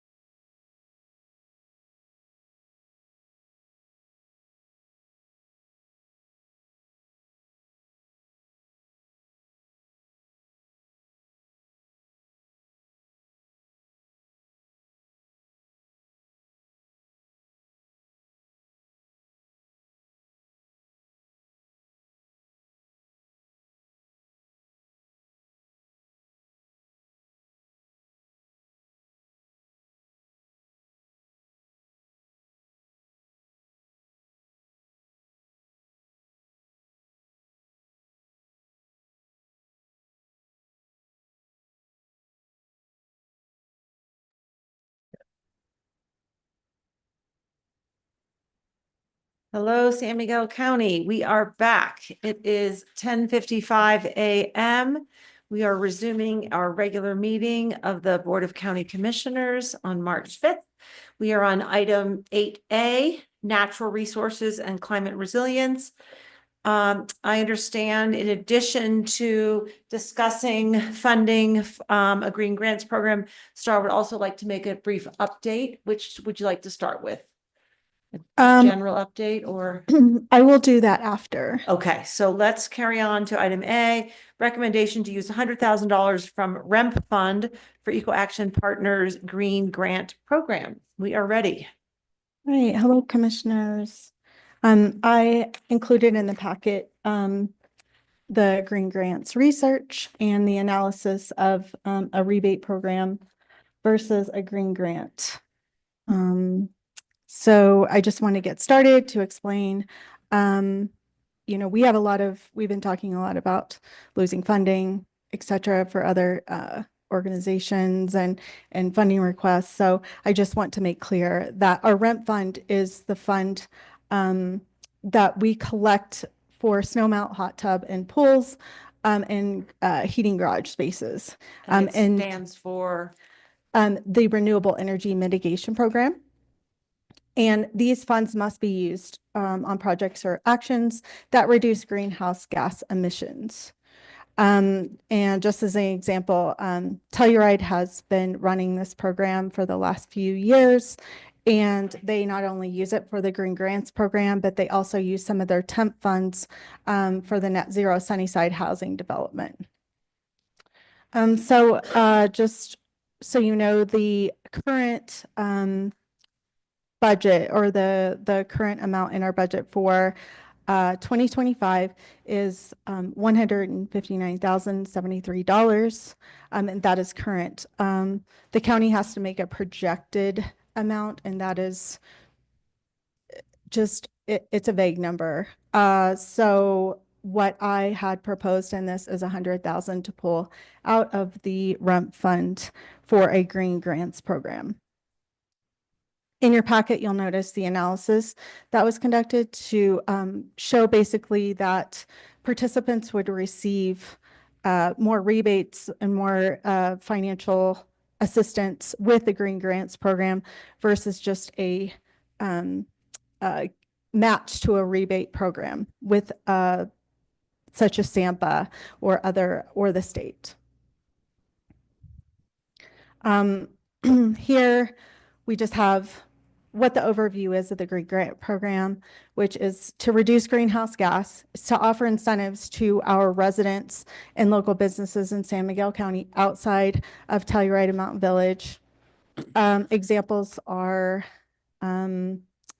using the funds for renewable energy, such as solar panels. They can also use for windows, home improvements for energy efficiency. So Eco Action Partners is creating a regional Green Grants program. As they've been running the Telluride Green Grants program, they want to look at the entire Snuffles Energy Board and offer this program to all municipalities that are involved in the Snuffles Energy Board. Right here in the memo, I also put the pros of the matching, the pros of the Green Grants, as well as the cons, and the cons of the matching rebate program. So I also want to include the current Telluride Green Grant structure that Eco Action Partners would like to carry forward to use for the regional program. The program is administered by Eco Action Partners. I have here the contribution from Telluride. The grants that are offered to Telluride residents and businesses, $500,000 to $40,000. Also put in here the time frame, and this is also the time frame that they'd like to include for the regional program. So what that means is that for this entire year until November, residents and businesses could apply and then for the program, and then they would not be awarded actually until 2026.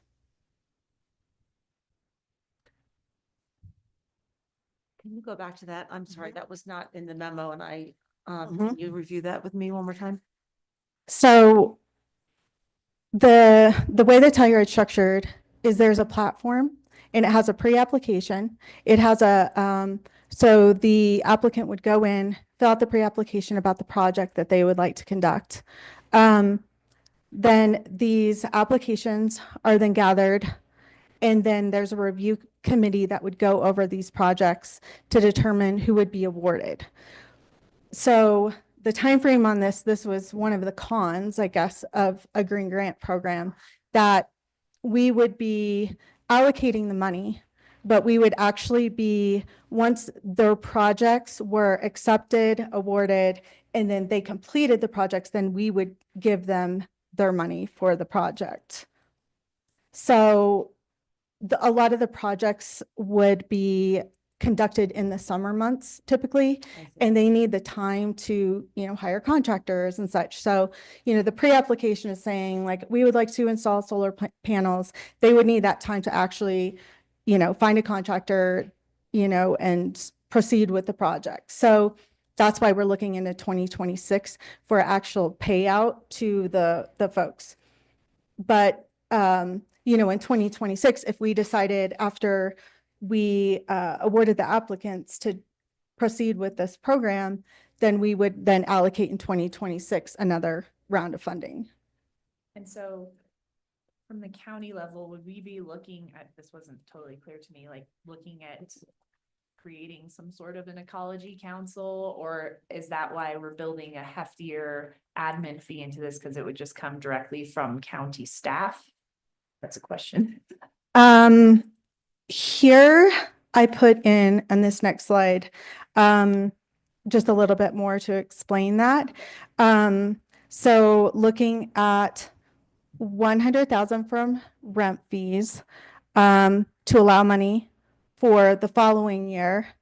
Also, because there's going to be potential matching opportunities with the Telluride Foundation, then who are putting in 100,000, if they do not use all the funds in, like, say through Uray or Ridgeway, and we had more applicants in San Miguel County, that would allow us to partake in some of those additional funds or the partners in places.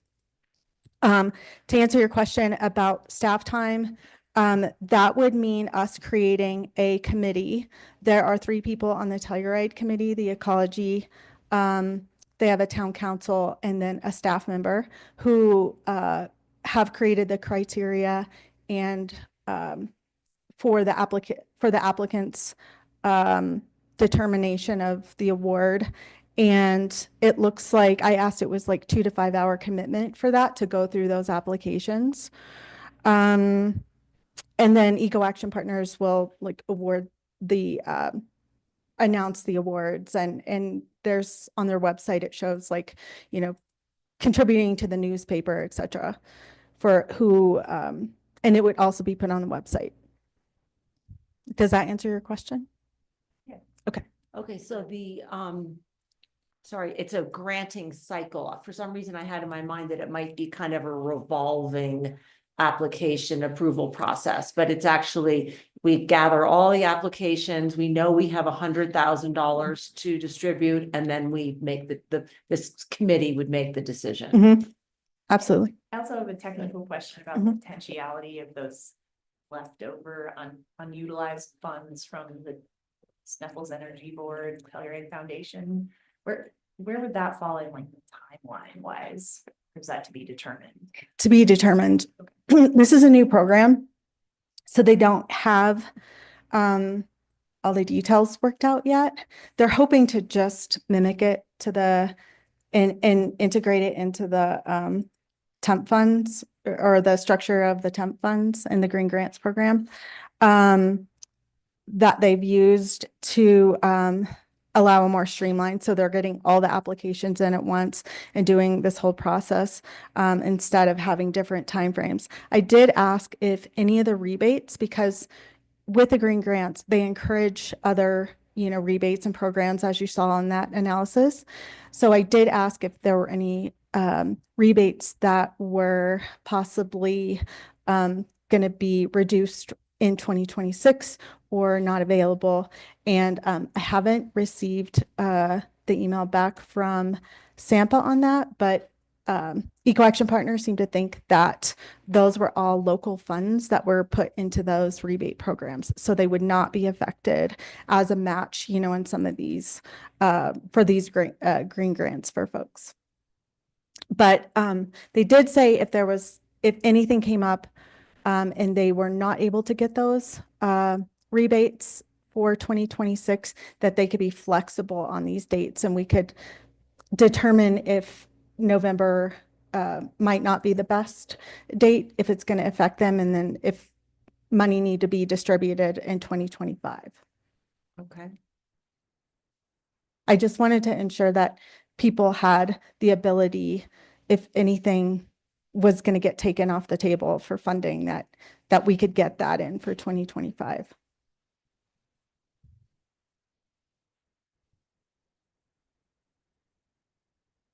So the next steps being create a contract with Eco Action Partners and also work with them to establish the program, meaning coming up with a review committee and criteria, and then work with our finance department to understand what is needed to distribute in 2026.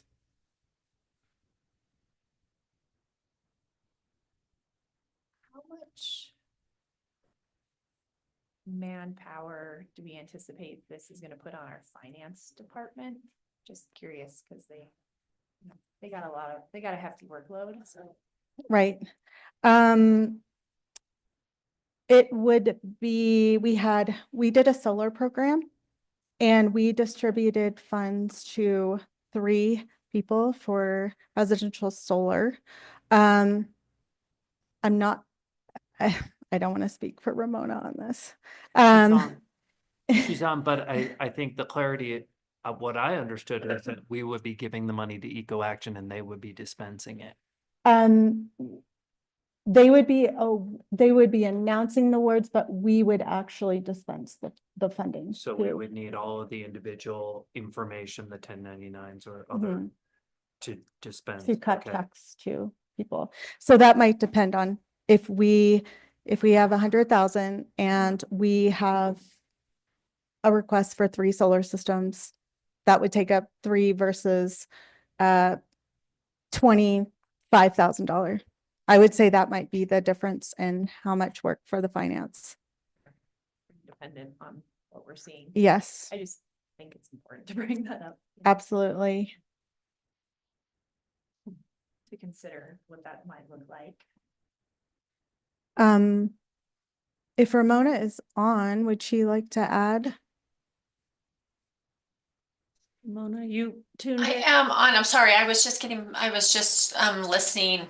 Are you just asking about the impact that this would be on our staff if we were to be the facilitator? Is that what you were asking?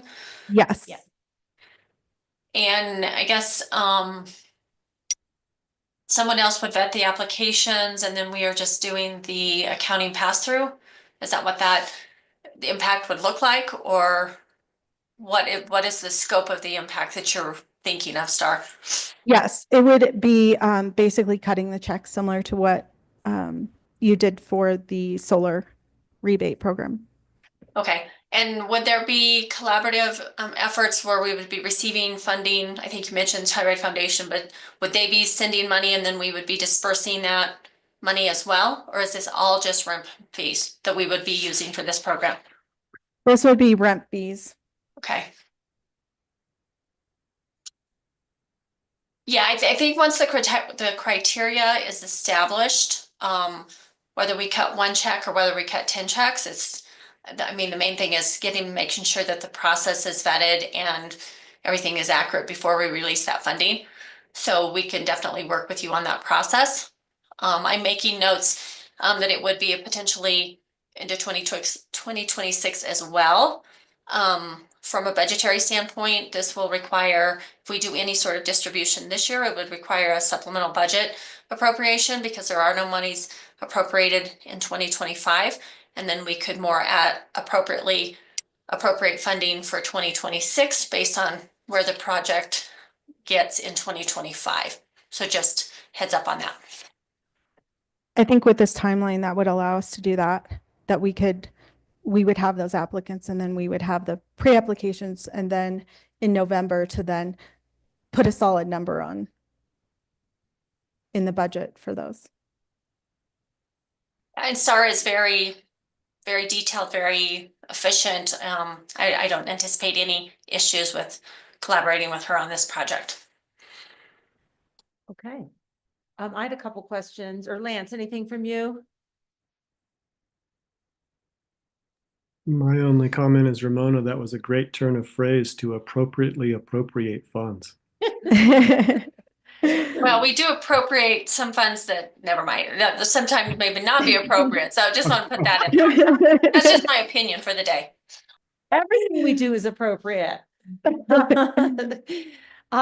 I have a question. Why does the town of Telluride pay a 5.3% administrative fee and ours is proposed to be 10%?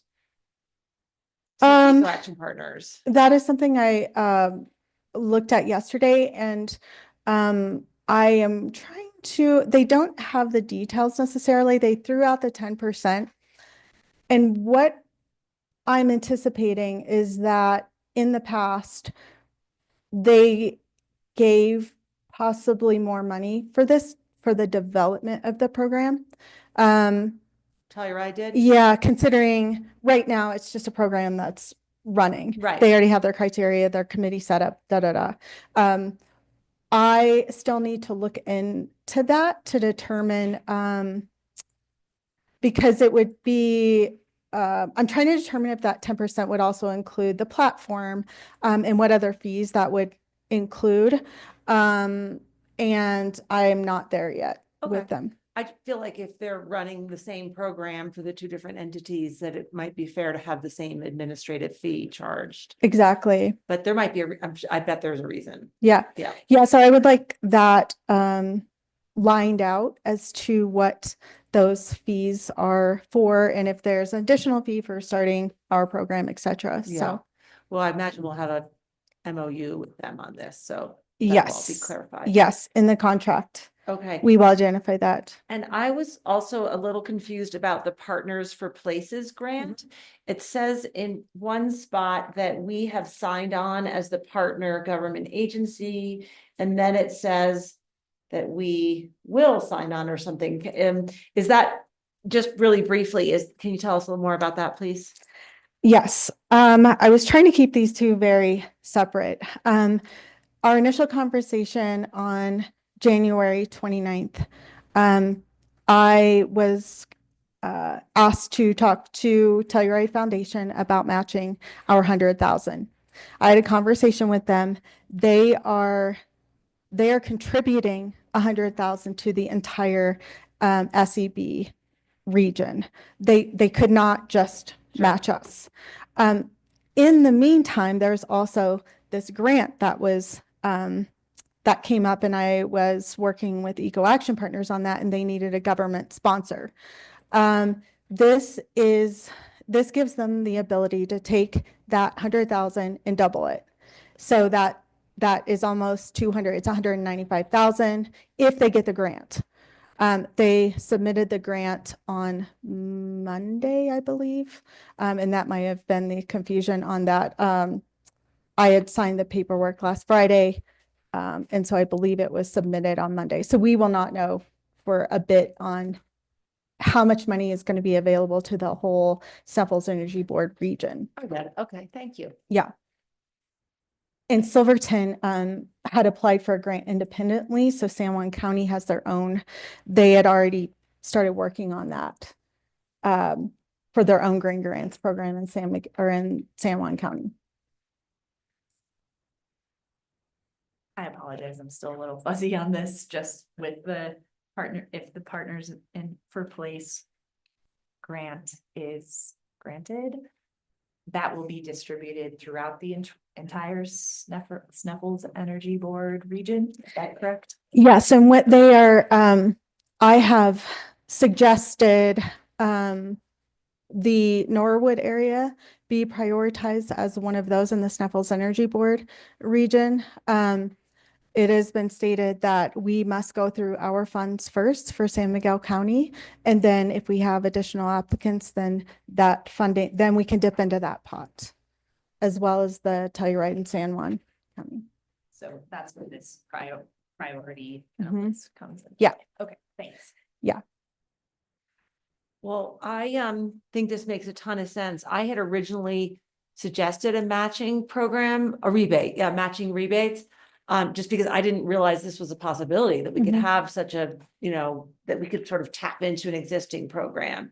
And I also felt like that would be a sort of a low admin kind of Mhm. program where if someone was approved for a state grant, we could just match it. But knowing that Eco Action Partners has a system in place for this and can manage this for us, and the fiscal impact on the applicants is so much greater with a green grant versus a match, I think it makes a lot of sense. Yeah, great. Um, Yeah, please comment. Well, I'm prepared to make a motion. I don't know if Sure if we're there yet. are we at a motion time or where are we? I think we can give staff direction to enter into the MOU with them, and then we would act on that MOU. We would not be making a motion to contribute 100,000 to the, We would From do the- that at the time of the MOU, unless, what do you have, Jared? Well, my suggestion is because we did not appropriate any of these funds at the beginning of the year, there are no appropriations out of our energy fund, which is where those REM funds sit. Mhm. We need a supplemental, but I think with direction from the board, we could engage in the MOU, Mhm. proceed ahead for the plan. We would just have to bring back to the board kind of that appropriation resolution with probably at mid-year when we're doing a bunch of other appropriation work as well. So, Right, but the next step would be we would want the written agreement Right. that specifies the details that Star has shared, and then the board would officially vote on that. Okay. They would authorize. So we're giving you just be giving staff direction right now to have Star come back with an MOU. Great. I heard Star say that this money will not actually go out until 2026, likely. So do we even need to do that supplemental appropriation? I would suggest we do in case we do have some acceleration. But again, that just gives us time to actually, we don't have to rush it. We can do it with our mid-year process as we're kind of planning anyway. And again, I have had a couple conversations also with Matt Gonzalez, our building official. And he mentioned at our meeting where he was discussing how he's talking about adjusting rent funds as well. So we'll be able to talk about this in a much broader context as well on future revenues that could be committed to this kind of program or other efforts of the county with rent funds. And so I think it's a great, I guess, first strike at making a system like this work. I think with direction, we can move it ahead and get some of those final details hammered out with Eco Action and make sure our finance team we have a good lined out process. I think of it similar to what we do with behavioral health. We make reimbursements to those in that program for clients or Do we? yeah. We handle So all I that? see it as something similar that hopefully won't be maybe as frequent as those reimbursements are going out. But I think we can hammer all those details out with this direct. Perfect. Okay, Lance, anything to add? No, ma'am, I think we should do it. Okay, you have our enthusiastic support. Thank you so much, Great. Star, for Absolutely. sorting this out for us. I'm excited. Yeah. And I'm really me excited as to well. hear that Eco Action Partners is trying to broaden the scope throughout the whole Snuffles Energy Board regions. That's great. Yeah. Good deal. Excellent. And you Thank wanted to you. make another update or further update? Yeah. I will be quick on this. I met with Ryan Rigetti. Derek- Rick Derek- Reddy. Just have a sip Come of on. water. I thought maybe you're reaching for coffee. Just water. Ryan, Road and Bridge staff, and Derek Padilla and Nate West. And Nate West is also works for the BLM, and he is the Gunnison Sage Grouse coordinator, and I believe he's also in the Range department. We discussed U29 at our meeting, and this was a Zoom meeting to first go over what we were thinking, talking about the difference of putting a gate closure versus a reroute to the road. The BLM provided us with this map here, and they had gone out, looked on the ground, and they determined there was a possibility of a 1 mile reroute versus a 4 mile reroute, as you can see here, 4 mile on the right. That was something I think that was looked at in years past. There are a lot of roads out in this area, current old mining roads, oil and gas roads. They were able to connect to our current county road R25, the possibility of just a 1 mile of improving some of these other roads and then just adding this new road in. And actually, when we really looked into the map, it's there. It just needs some major improvements. We discussed financing for this, that we thought it would be cheaper to put in gates for a period of time. So the BLM agreed to look for funding opportunities to develop this reroute in coordination with San Miguel County. They mentioned how this would benefit the new ACEC, which is just north of the green line you see here.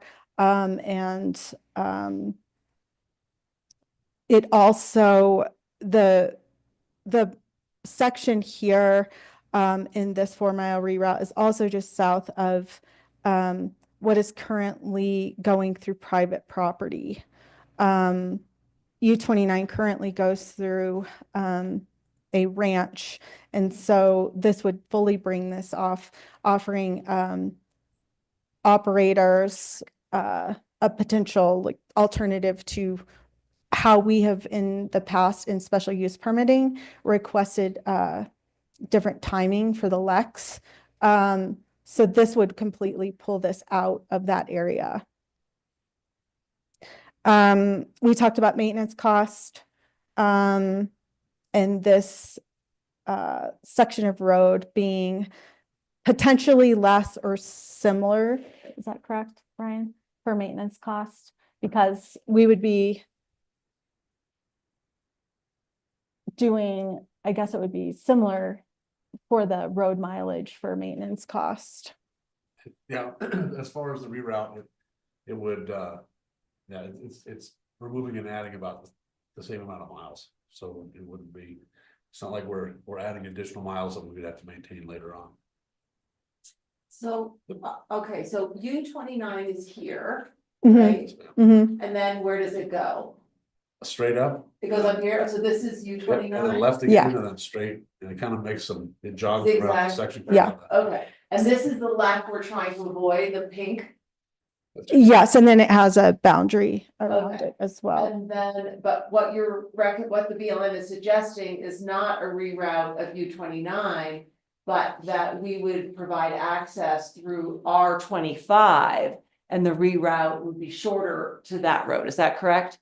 We'll be vacating a portion of U29 and then realigning, basically there would Sorry, be, vacating U29? that's the proposal.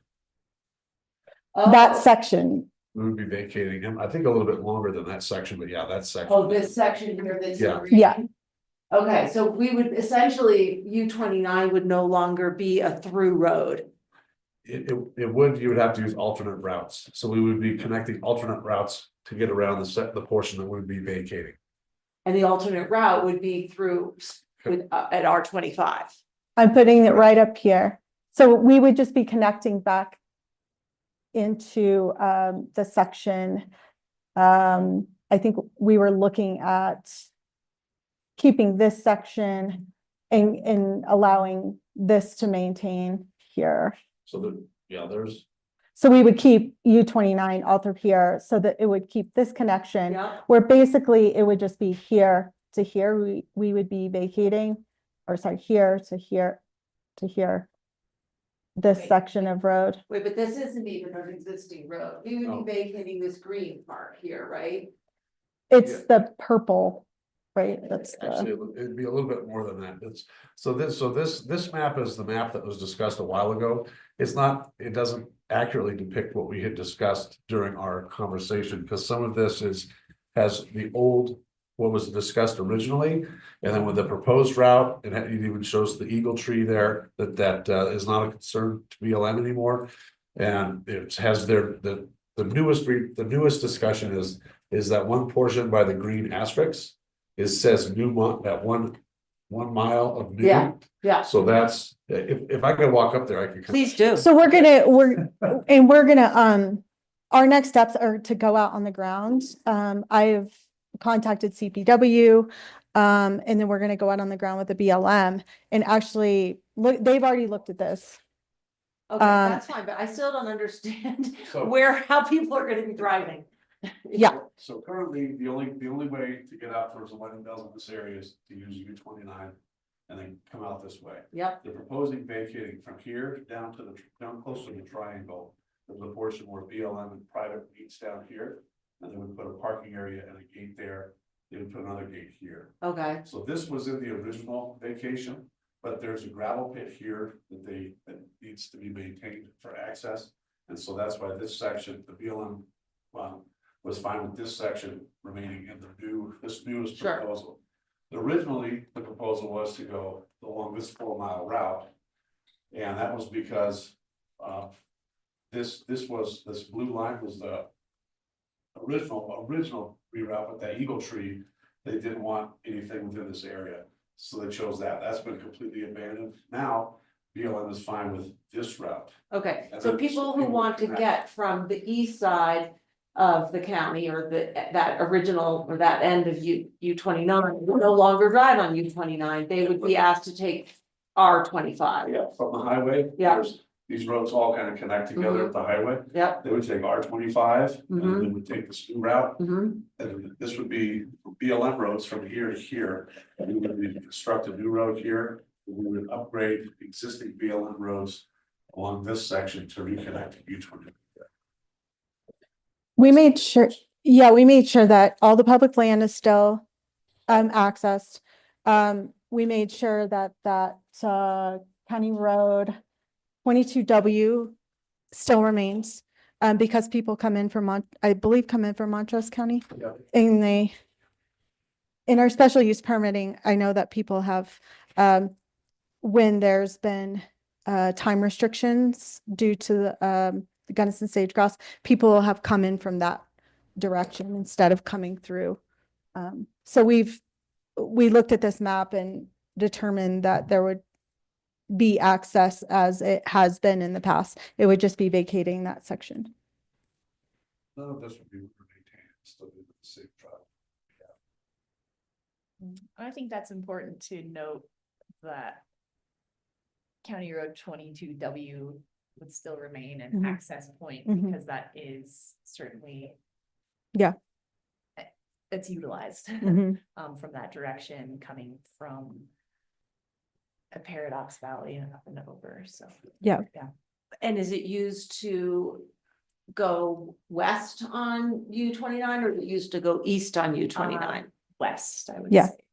Okay. Would be the most common utilization. Yeah, because that's private property below that. I don't have it. They didn't put that in Okay. here, but it's a ranch. Okay, so I see, we talking about our original plan being 4 miles of new road, now it's 1 mile of new road, but also it looks like, I don't know, 3, 4, 5 miles of upgraded road. That's correct. And how does the cost? We'll figure that out. That's the what, next step. that's the next step. Okay, would it just off the top of our head, your head, would it be similar to the cost of building 4 miles or way less? Well, so this is gonna be utilizing a lot of pre-existing routes, plus the material type that we would be dealing with is better for road construction because it's a rockier terrain. And so and a lot of the base of the subgrade is already there. So it would just be upgrading what's already existing, which would be easier. And the biggest cost right now is going to be that 1 mile section. Because it doesn't have any infrastructure in it right now. There's no drainage features, there's no culverts. So we're gonna get an accurate list on what it's gonna take to upgrade that section or to construct that section and then upgrade and improve the remaining BLM sections. So our next step is to go out, look on the ground, make sure it's all feasible. Communications with CPW, understanding any wildlife concerns, with this new reroute, then come back with a solidified plan on what the reroute would actually look like, making sure that all this is feasible on the ground, and then determining costs. So looking at new construction costs, maintenance costs, and then determining what the BLM has found for funding. Yeah, Beyond proposed something similar to what we would do, what we're planning on Imogene, where they would basically just be using the county to give us money, then we would do the work. Okay. Looks like Lance, do you have? Lance. Thanks. Star, I think at the beginning of this discussion, you mentioned that you had spoken about the gate option and compared it to the road proposal that we've been looking at.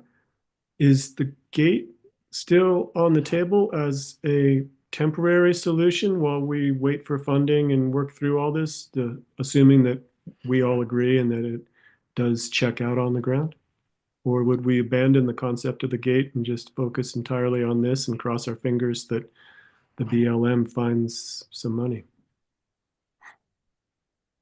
I don't think we ruled out the gate. We did. I know that BLM that it was not,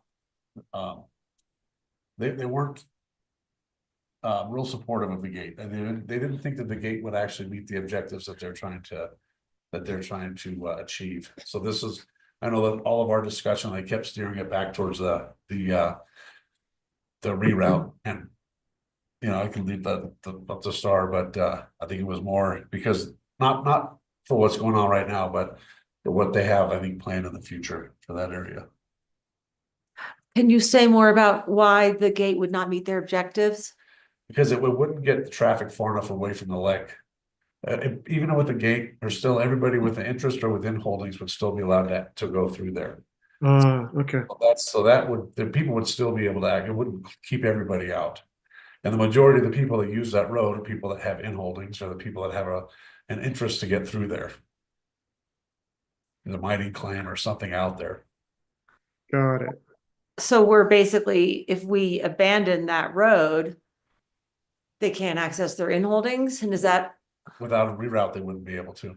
But that's why if we rerouted that, then traffic could continue to access as they are now without disruption. And the public would continue to have access to that entire area out there, even during times when the gates will be closed. So that's why they preferred this reroute over the gate. Mm-hmm.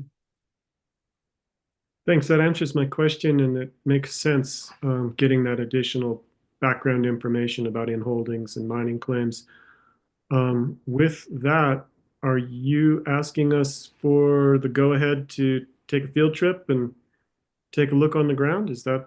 No, this was just an update. This was, it was discussed in the previous meeting with Derek Padilla on our communications. And so this was just an update as to what that last meeting entailed, and our next steps being that we're going to go out on the ground and look, and then come back to you with to make sure that their proposal would be feasible, and then start looking at what that would cost, and then continually coming back to you if there's any kind of financial piece to this.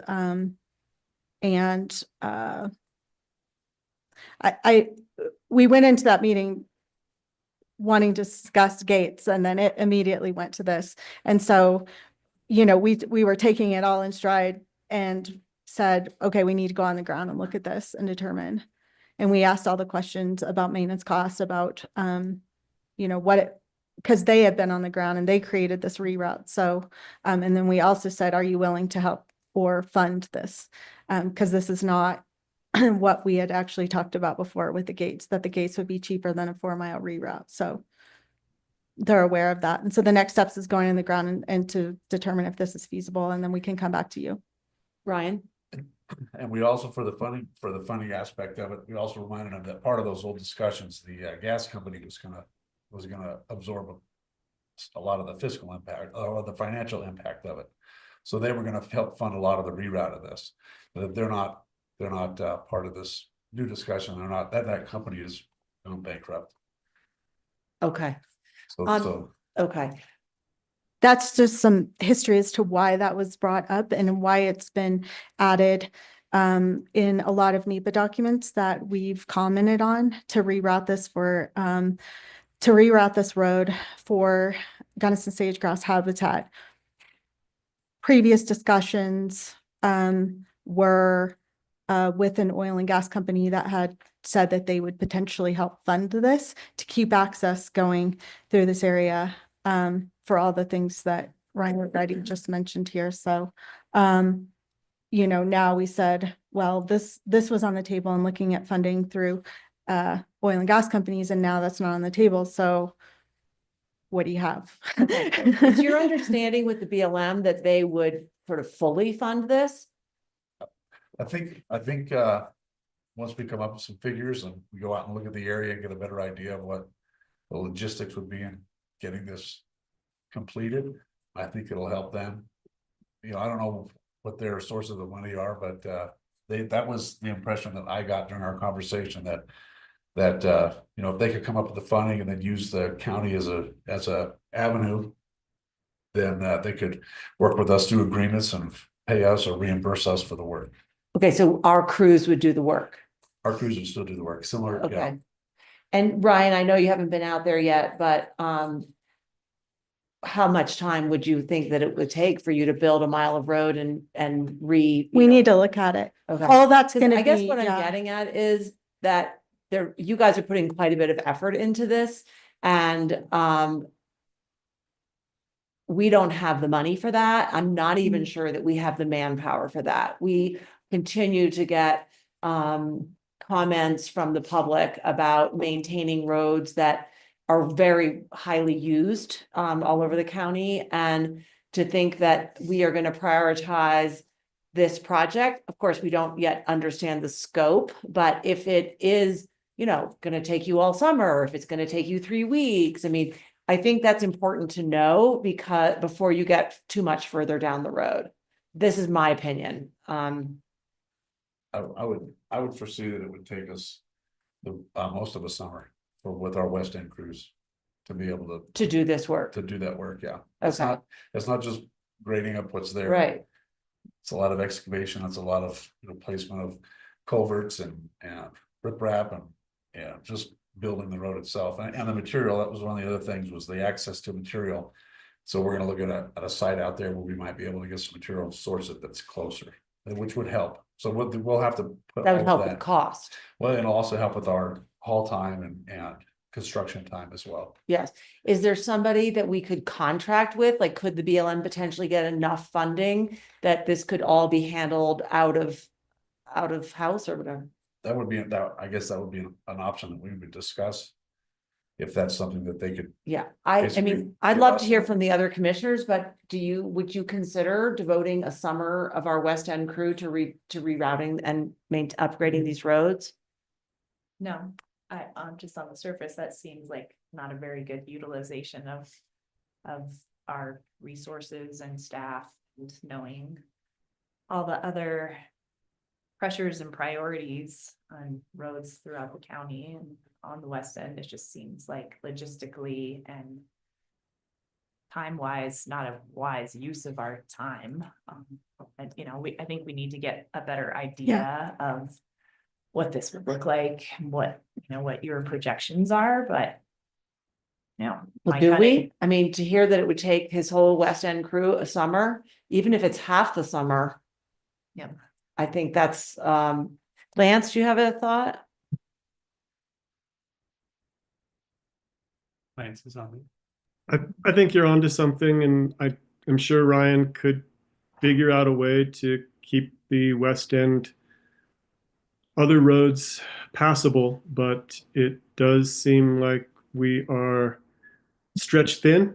And while this is important, I'm going to throw Star a question, which is, Star, I know that our LEC counts in the west end of our county have been decreasing over the last few years. The LEC that we're trying to avoid, is that currently active, or is that a historic LEC?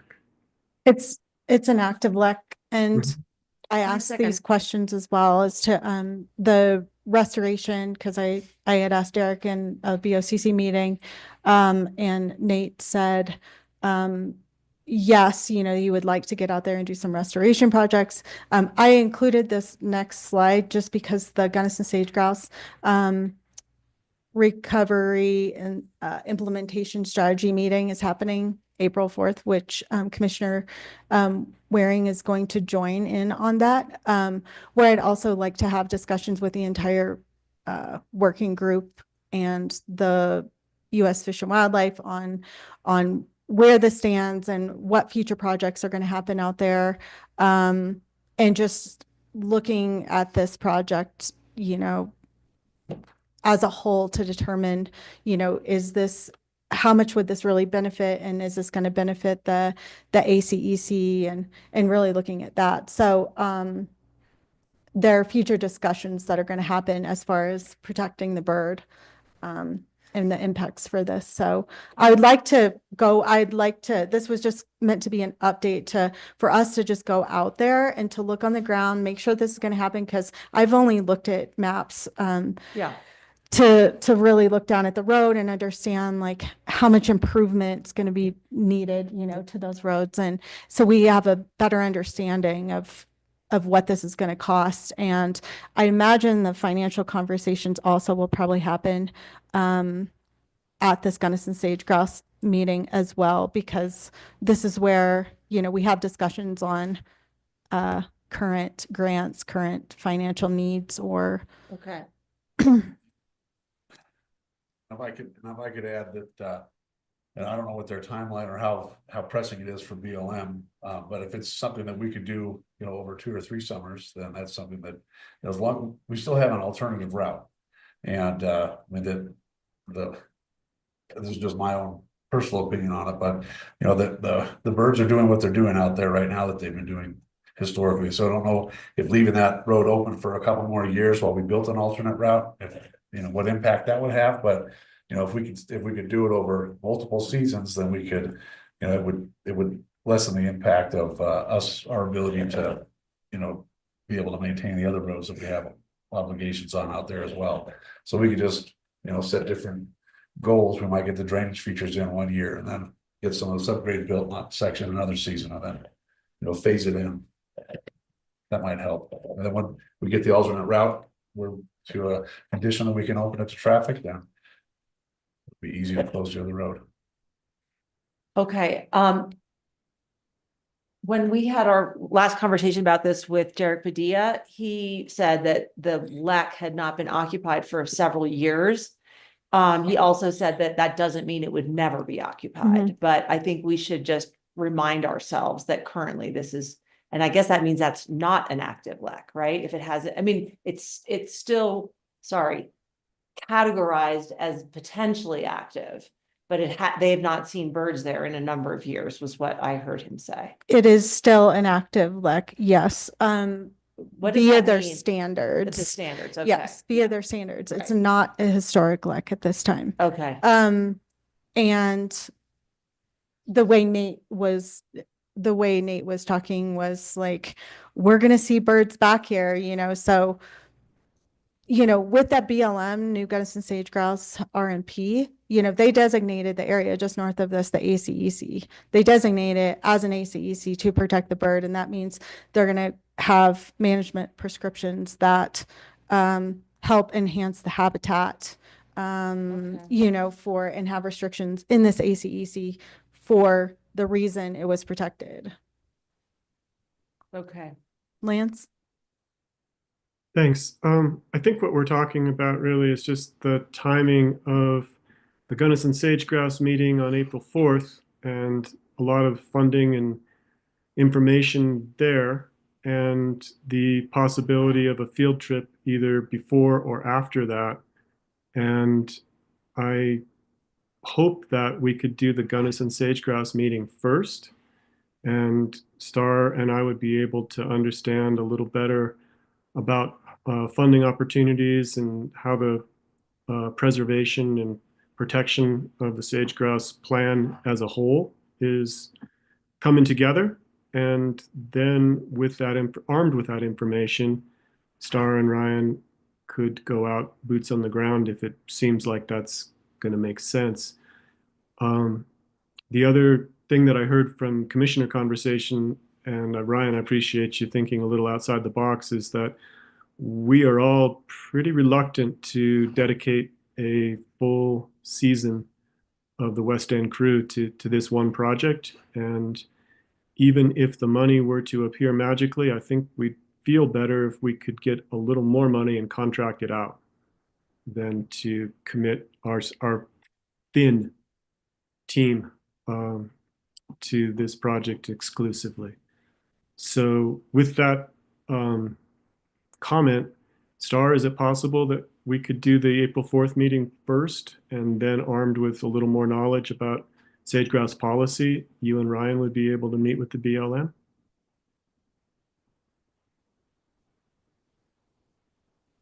We are hoping to do it before, just to have more information to take to the risk meeting, but we can wait till after and do it in April after the meeting. If you feel that it's going to be useful at the risk meeting to have the site walk, that's fine too. It feels a little chicken and egg to me, and if you and Ryan can get a field trip in between now and April 4th, I'm not against that. Okay. Agreed. Okay. Yeah, agreed. Great. Thank you all. Green, anything else? Yeah. All right. Thank you, Star. Yeah, I have listed here, everyone receives the CC4CA memos that include funding opportunities. I just wanted to make you all aware that I sign up for those workshops and webinars. So this last email that we received, I signed up for, I think, one of the workshops webinars. Just to let you know, the CWPP kickoff meeting is Wednesday, March 19th, 1 to 3. The Gunnison Sage Grouse RAS meeting, April 4th. Also scheduling a recreation roundtable meeting for the first week of May. I had talked to Megan Eno at the Forest Service just to have a better understanding of where they're going to be financially for the summer. Ask her if we should do this meeting because I want to hear from the BLM and all of our agencies. And I think everyone should hear that in this recreation roundtable. She said they really wouldn't have a solid idea because they're not sure with the budget. I think it's March 14th. They're coming out. They'll either extend the time frame on that to understand the federal budget or have it. So she said to be safe, let's just do 1st of May. So I'm scheduling that meeting for the 1st of May to understand where our agencies are and if they need support. And also I just wanted to add, I think in the last meeting we had discussed our EV chargers and how they would be primarily for fleet. They are all for fleet or one location, allowing for staff to be able to charge. That the town is installing 6 public level 2 EV chargers. That's great news. Yes, it is. And that is all I have. And thank you so much. It's always worthwhile spending time with you, Star. I think we should schedule some kind of report from you after that roundtable meeting Okay, so that we can get an update on that. So if you could let me know, then we can put you on the agenda. absolutely. Soon after that, I would say, so we can hear what you learned there. Okay, Thank you. absolutely. All righty. Thanks, everyone. We are now moving on to affordable housing updates, but I might ask that we flip that with manager matters. Star and I had talked during the break about the matrix that you and she, Mike, are putting together to kind of understand impact of potential loss of federal funding. And since she's working on that, was that something you were thinking to discuss during manager matters? Nope. It's not, we're not ready for that. No, I don't think so. Okay, that's fine. So we'll do that another time. Okay. Very good. Thank you, Star. Yeah, thank And now you. we can go to item 9, affordable housing updates. Go ahead. Okay. Mhm. The first update that I have is really positive news. We have offered the position of housing specialist to an individual and she has accepted. We're negotiating on date of start, but we're looking at the end of this month. Her name is Andrea Arazia. She's very well qualified. She's currently the housing coordinator for the city of Durango. And so we're super excited to announce that we've got a new team member kind of en route for that position and hopefully can help us do a little bit more lifting on these efforts. So I wish I had a horn to toot. well, it's been a while coming. We're making sure we cross our T's and dot our I's as we move along, but I'm excited to have her on the team. Had a really good interview. I am fortunate I've worked with her before. And so I think we'll be able to hit the ground running and get some extra horsepower under these efforts. So I'm excited about that. In addition, we just continue to work we just got yesterday some information from Jim Keogh on the plans for the sheriff's office housing down in Ilium. He's hammering out some construction details and deadlines. We have engaged an engineer as part of that process now. So now there's some civil work that's starting to happen down there. And so he did mention that he wanted to have something prepped maybe for an April date to come back to the commissioners. So that's that coupled with what we're working on with a new housing specialist. I hope we'll have a bunch of good things to talk about in April in particular. And he did give us the 2 options of our meeting. We only have the 2 meetings in April, the 2nd and the 23rd. So do you have a preference? Sooner the better. Okay, April 2nd. I'll add that onto our future meeting agendas. And an engineer has been engaged. Great. Anything to report on our other 2 projects? I think I did reach out last week to the manager, for lack of a better word, of the San Bernardo HOA. They had not reviewed our proposal and he was lighting a fire under all of those board members to get that done. So we could hopefully proceed with that test well drilling as soon as possible this kind of spring, summer season. So that's, just kind of pushing some of those ahead where they're atrophying a little bit. He apologized profusely for that, that board, they don't have a professional manager. Sure. It's kind of volunteer led. So it's something where we're always kind of like, hey, guys, you guys around? And they're like, we all have day jobs. Yeah. It's a little bit of an effort, but again, they've indicated being a great partner and continuing to move. And will we need an MOU to do that? Yeah, so Yeah. we've already drafted the MOU and Okay. shared that with them, and that's what we're asking them to formalize. Okay. Great. And then what about Deep Creek? What's happening down there? Deep Creek is still kind of in the CDOT morass. CDOT has not been spending a lot of time on that effort today or recently. And that's one where we're hammering out the MOU with them for that design phase. I think that was the last update that I had provided on that project. Okay. And again, it's a lot of sending emails back and forth and trying to get them moving. I think they're embroiled in the legislative session and a couple other things that are moving right now. So I've had really good work with some other people in the Durango office, but for this effort, we're working with a Denver office. So it's a little bit just of a different animal. So Mike, I don't have anything else to add. Yeah. Thank you, Jared. Anything for manager matters? Just a few updates. Last week I attended Region 10's enterprise zone discussion, and there is an application timeframe open now to petition to expand our enterprise zone that exists around the Norwood area. They reviewed the criteria, and last year they added just transition communities, of which Norwood is considered one of those, as an additional qualifying criteria.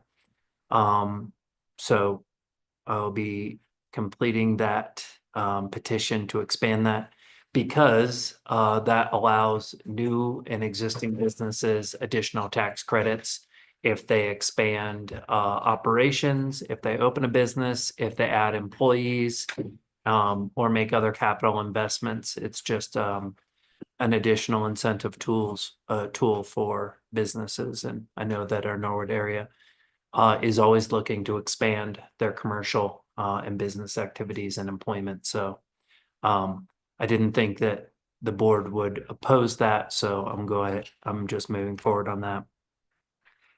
I attended, along with Commissioner Waring, the SMRHA board meeting on Monday with our new director, Pam Schifrin.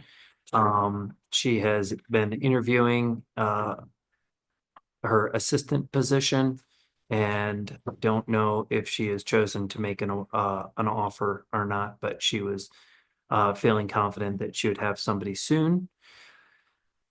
We talked about the timelines for the compliance, the biannual compliance that is poised to start this year. And we talked about perhaps flip-flopping with the town of Telluride and or delaying that a little bit because of the issues we ran into last time with folks not having their taxes fully completed for the prior year, and wanting to make sure that we're not having to go back and forth with people multiple times as they get additional tax documents back.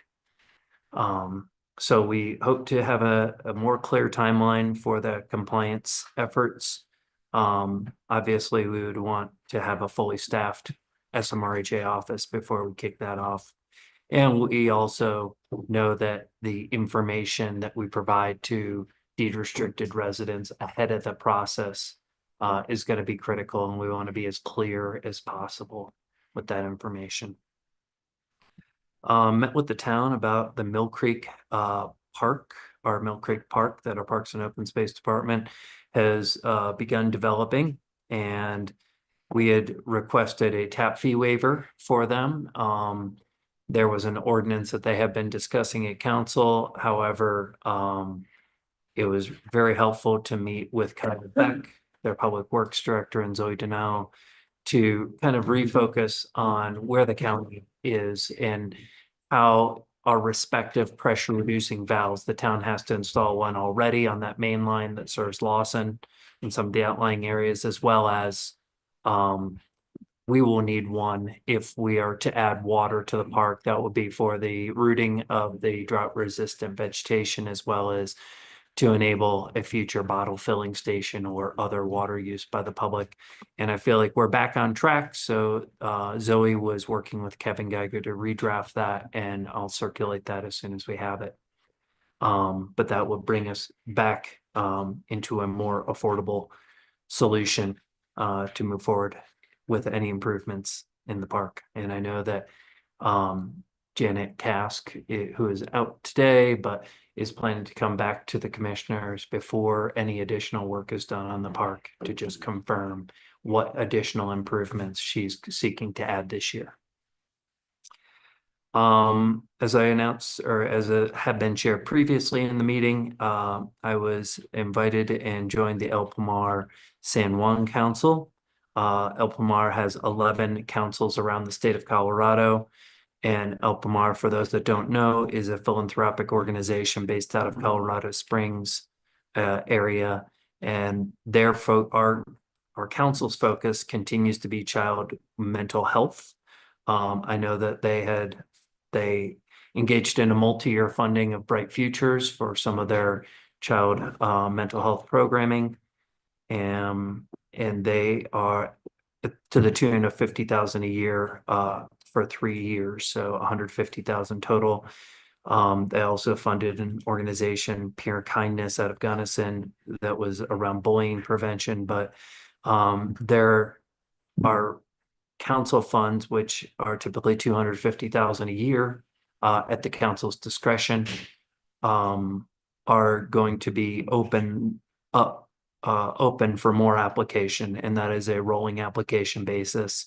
So I'll be connecting with various local nonprofits that kind of fit into that realm of behavioral health, especially around youth.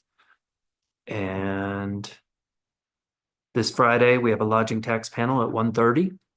I know that Commissioner Brown and our county attorney, Maura Fahey, will be going to meet our new Judge Corey Jackson on Friday.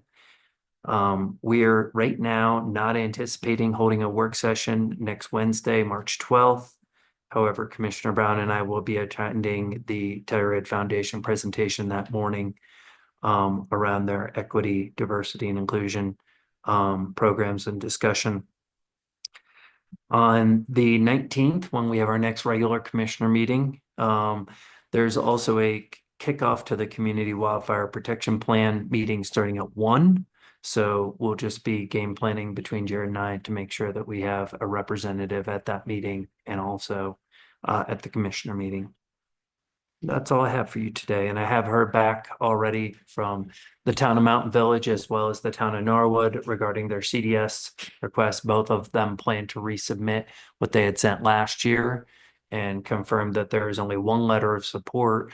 But I've reminded them that they can have multiple signers on of that letter of support. So I've asked both of them to share them with us so that we might be able to support those. And Galina, will you follow up with UMC on their letter or their project? Yeah. Yeah. Great. That's all I have for you today. Do you have any questions? No, it's terrific. Thank you. Galina, would you like to do your update? And then we have 3 commissioner updates and then we can move to the fun stuff. Yeah, so on February 21st, I attended the CCI steering committee and Commissioner Brown and I handed that off. And there were 3 bills of note, one being HB 25-1227, the construction defects in middle market housing. CCI is taking an opposed stance on this for now, and it really relates to the feasibility of condominium construction in the state, and that middle market housing that is a really missing component of housing in the state of Colorado and certainly in our region. But there was opposition because of concerns related to just technicalities of the way the bill is written. So I think we'll just kind of I'm going to keep my finger on that pulse for sure and see how it evolves. But that was the first I had learned of it. So and then HB 25-1040, adding nuclear energy as a clean energy resource. There was a vote taken. CCI will support this. However, I will note there are many counties voicing opposition because of their concerns related to nuclear energy development in the state. from a San Miguel County standpoint, this could excel the interests in uranium and vanadium mining potentially. And so I really felt like I needed more information to take a strong stance on this, but I will also be monitoring this closely. And then SB 25002, the building codes for factory built structures. There's an amend stance on this right now from the CCI standpoint. Amendments suggested to define climactic and geographic perimeters, and the highest common denominator for public safety regarding these potential new building codes. So that was the highlights from sitting in on that steering committee. On the 27th, I attended the adaptation film and wildfire resiliency discussion, which was hosted by Telluride Foundation. And there's some really good discussion. There were several members of the county staff and commissioners present. And I felt like it was a real start to this conversation within our communities about wildfire resiliency and building codes potentially that might be adopted at the county level in regard to wildfire resiliency and construction of new and thinking about based on our discussion in our last meeting with Matt Gonzalez about what that might look like for the different scale of projects coming down the pipe or amending, what's the word? Thinking about old structures, historic structures, and how we might become more wildfire resilient with a lot of our historic and standing structures. While you're talking about that that panel discussion, I thought it was excellent as well. And there were a couple things I took away from that. One, that fire resilient construction is not necessarily more expensive than traditional construction, which I thought was really encouraging given the work all the jurisdictions are hoping to do in housing in the near future. And also that there's some significant homeowners insurance reform being proposed by the insurance commissioner, which I think could have some real benefits on pricing in Colorado. Yeah, and the discussion was really based around kind of like the urban interface of the WUI. And I felt like what needs to happen next, and I passed this information on to Jason Corzine from Telluride Foundation. I think the next discussion that's had really needs to introduce the forestry and the wildland firefighter perspective, and just bringing that voice to the table, because I felt like it was kind of missing from that discussion to really address WUI and the wildfire urban interface, all the forest surrounding our municipalities, and just continuing on that discussion, I think will be really important. And then this Monday, I attended and contributed to the Montrose Regional Food Summit, which was held at the Indian Museum in Montrose. The pretense of this summit was to build bridges and increase awareness and understanding around our regional food system strengths and challenges. We celebrated successes in our region of Colorado by sharing resources and innovative cross-sectional strategies while discussing the challenges we face with our current systems and structures. The agenda included a roundtable discussion to promote learning and the exchange of information through active dialogue. And this event, I believe, is just the beginning and bringing together our region's food system professionals. Insights from the summit will now drive local action, amplify collective voice with statewide food system agencies, and shape the Colorado Food Summit's statewide agenda. So it was basically a regional think tank to bring to the state level.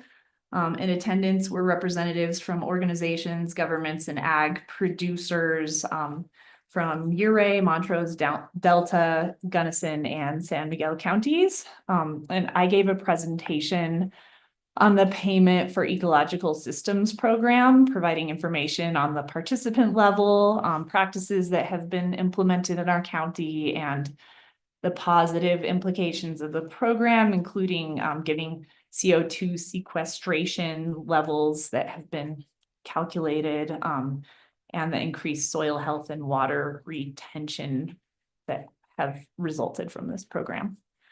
It was great. I drove over Dallas Divide in a blizzard to get there and back. And you should be not so modest and let everybody know that you helped organize that summit.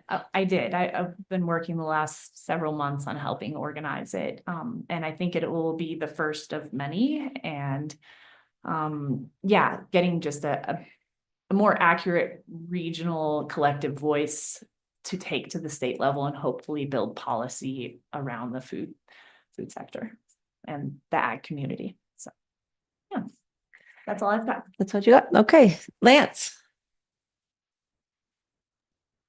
Thank you, Ann. I wanted to report that I testified in front of the Energy and Carbon Management Commission on the 27th in favor of a rule to force companies to recycle produced water, which is what oil and gas operators use to refine and get the product out of the earth. And hopefully the commission will take this bipartisan suggestion and codify it into law. I haven't heard the results of that vote yet, but my fingers are crossed. I also attended the Region 10 meeting with Mike on 227. And the good news is that Blair and Associates gave them a clean audit. Bad news is that there's 90% of the budget is grant funded, and there's a lot of uncertainty, as there are in a lot of grant funded budgets right now. However, the organization is hopeful, and a couple things that I picked up during our round robin discussion. One is that Ann, you'd had a mention before that you'd attended a meeting about transportation with All Points, and they are remembering that conversation and planning to come to the county at some point to see if we can contribute to All Points. So we'll wait and see what that ask is. Another note that caught my eye was that there was a large rock the size of a really big boulder on the Camp Bird Road, and that road is currently closed and uncertain when it will open. Right now, there's been some initial inspections, but the cliff face remains in a melt freeze cycle. It's not a great place to really hang out, and the pictures that I saw were eye-opening.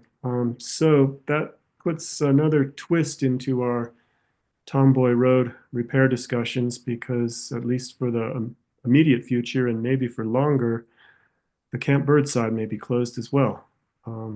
We will see how our neighbors in Uray County respond and what they can do. It seems like the only answer right now is to blast those rocks out of the way and then push smaller pieces off the cliff, but they don't have any equipment big enough to push the giant rocks right now.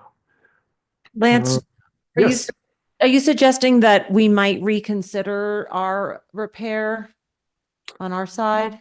Suggesting that we should monitor and work in conjunction with Uray County to make sure that we're stepping together. I don't think that their problem has a direct influence on our plan to fix our problem, but I do think that we may end up with even more pressure on our high country passes if the Uray side is also closed down at Camp Bird down low this spring or summer.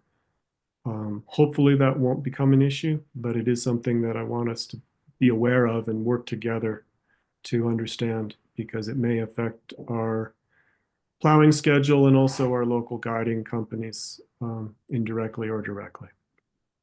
Thank you. You're welcome. Mike touched on San Miguel Regional Housing Authority meeting. And you and I sat in on an executive session with SMART, and that information remains in executive session, but will be coming to a public meeting on the 13th of this month. And yesterday I was in an all areas West Region Wildfire Council meeting, and it was a bit of a recap for folks from really Gunnison County, our county, Ouray County, Delta County, and there was again uncertainty about federal funding, as always. But the real big news is that Jamie Gomez is going to be resigning his post in May and moving on to other employment. So he gave the group that heads up, and I believe allowed it to be public since he said it yesterday in public. There will be a search for a new executive director for that organization, and the board is engaging in that process.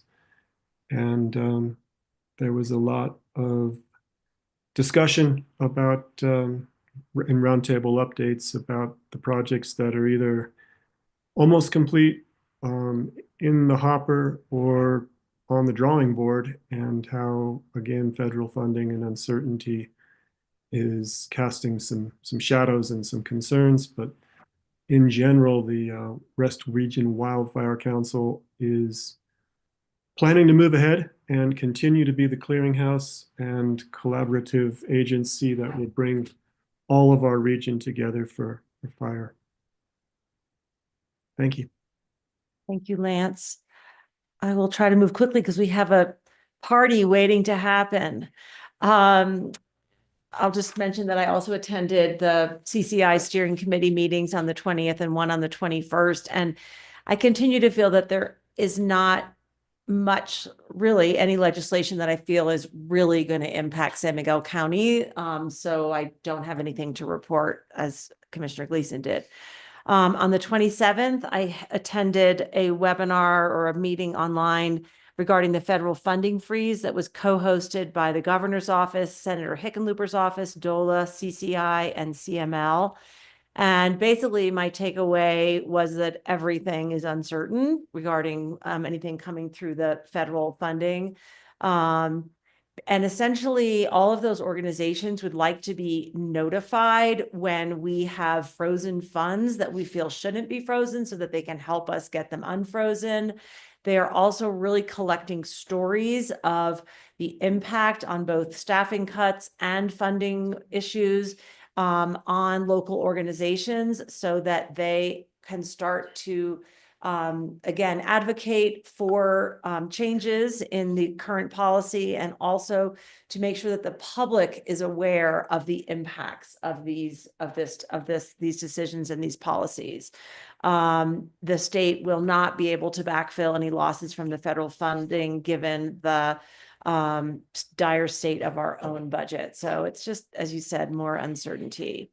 I similarly attended a town hall hosted by Senator Bennett on Monday night, where it was a good hour. He spoke for 10 minutes and then just opened it up to people across the state for questions and conversation. I was actually surprised that, and I'm not surprised, but you have your elected officials and you assume that one of their roles is to kind of calm everybody down and let them know everything is going to be okay. And that was by no means his message.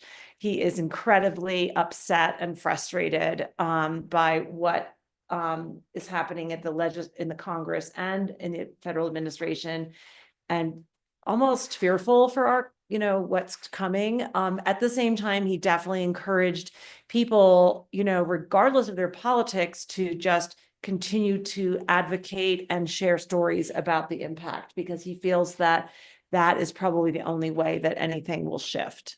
On Saturday, this coming Saturday, I'm going to attend the wildfire workshop in Norwood that CSU Extension is hosting, and I'm really grateful to them and excited to see what we learn. And then again, Friday, Maura and I will go to Montrose for lunch with Judge Corey Jackson and others in the district. So that's that. Okay, we good? All right, sorry about that. We got to do that. We only have every other week to get that done. So I believe, Brown? yes, There was one last. I just have one. yes, I'm moving on to item 12A, update from Maura Fahey. I'll be very quick. Just two really quick updates. One is, and this will come in more detail in my next litigation update, but we did receive a decision about a week and a half ago from the Court of Appeals in the Backman appeal, which was an appeal of a Board of Assessment Appeals decision that found that neighboring undeveloped land was properly classified as residential rather than vacant land. Because they had some unpaved parking spaces. So I can talk about that in more detail for the next litigation update, but just wanted to let you know that that decision was put out, so that stands. And the other update I have is that on the CCAP, the Child Care Assistance Program funding, we have received a draft letter that's being developed to kind of reinforce the push for additional funding in the next budget and to remind the state of the statutory kind of inconsistency there about overspending.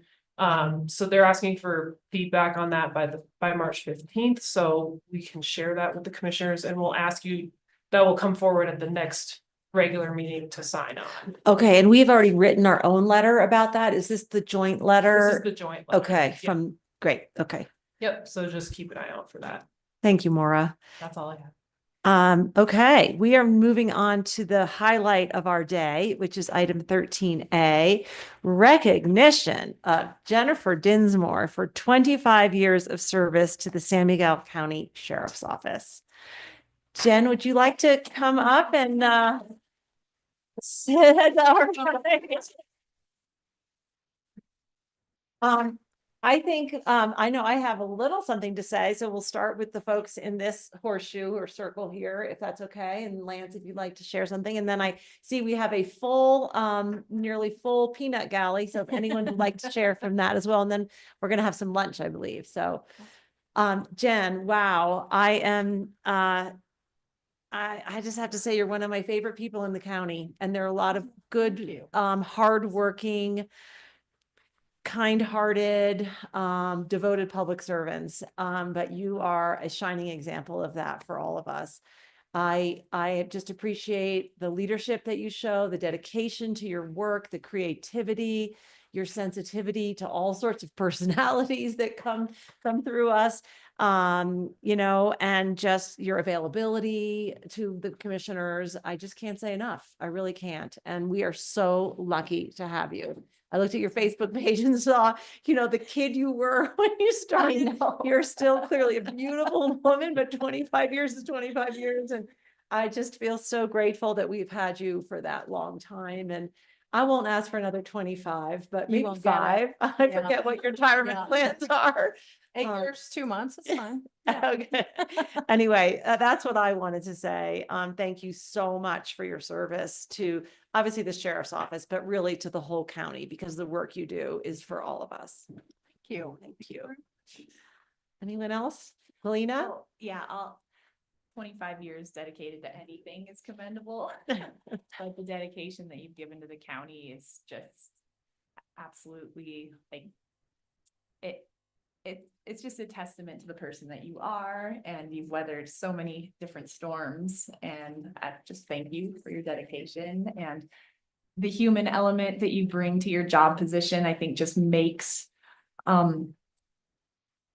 everyone's job easier, and you're just approachable and kind and professional, and we're just lucky to have you. So thank you for your service. Thank you. Yeah. Commissioner Waring?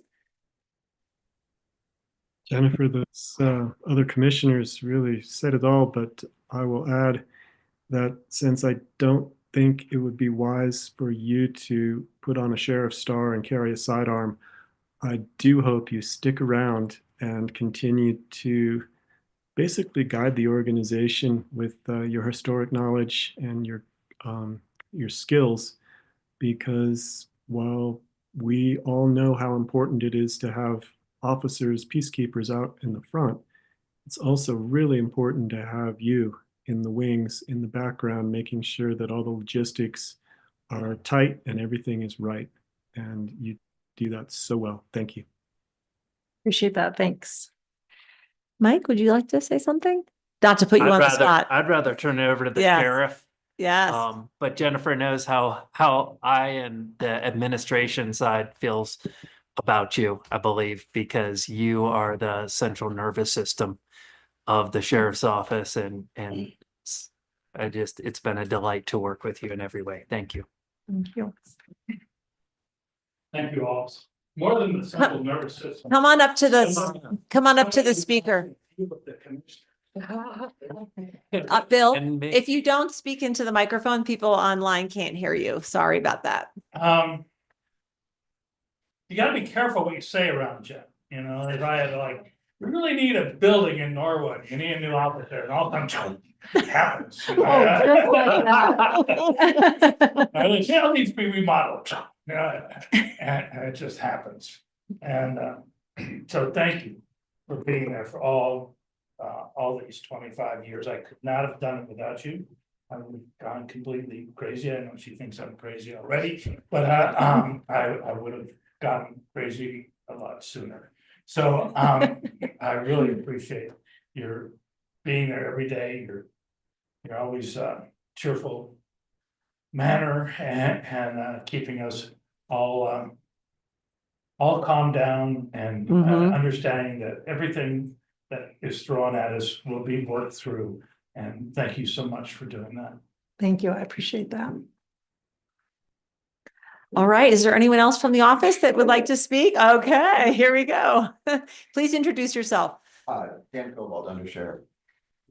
Jen and I started here within a few months of each other, all the way back in 2000. I had a short hiatus up to Mountain Village, but we both learned the ropes kind of together as we went through. Me as a young rookie officer in the jail, and her as the brand new fresh administrator up front. And as time progressed and I came back and I became a deputy here and moved up through that stuff, Jen was my leaning post. Hey, what do I do with this? What do I do with that? Even more so when I became undersheriff, and Eric Berg's training was a week long of, well, here's your office. Jen. And so Jen has helped me out so much through everything, and she's been my rock and my ability to go, I don't know what to do with this situation. And she said, we've been there. This is what we did. And it helped me make those tough decisions or know how to communicate with my boss. And so I couldn't be where I am without Jen. So thank you. Thank you, Dan. Appreciate that. Okay. Jen, would you like to say anything? This is weird. I mean, I've organized a lot of parties over the years, but I've never been the subject of one. So anyway, I just thank everyone for coming. I appreciate you all. And I love what I do, and every day is different. And that's really what makes it great. And helping people is, I think I am good at that. And I love to do that every day, just whether it's county staff, the community, or our great staff, the sheriff's office. So thank you. Thank you, Jen. And what is your title again, other than what did you call it? Central nervous system? Who said that? I'm the chief administrative officer. Okay. And the emergency management coordinator. Yeah. Okay, great. Yeah. Well, thank you so much. And I hope you can stay for lunch. I don't know if we have enough for the whole row. Maybe not. Well, We'll make it work. We'll cut the pieces in smaller slices. All right. Great. We have now reached item 14 on our agenda, which requires a motion. I moved to adjourn. Sorry, Oh, that was KG. We're just going to adjourn. I move to adjourn. Second. How do you vote? Aye. I as well. The meeting is adjourned at about 12:28, and now the fun time. Thank you very much. Have a great rest of your week.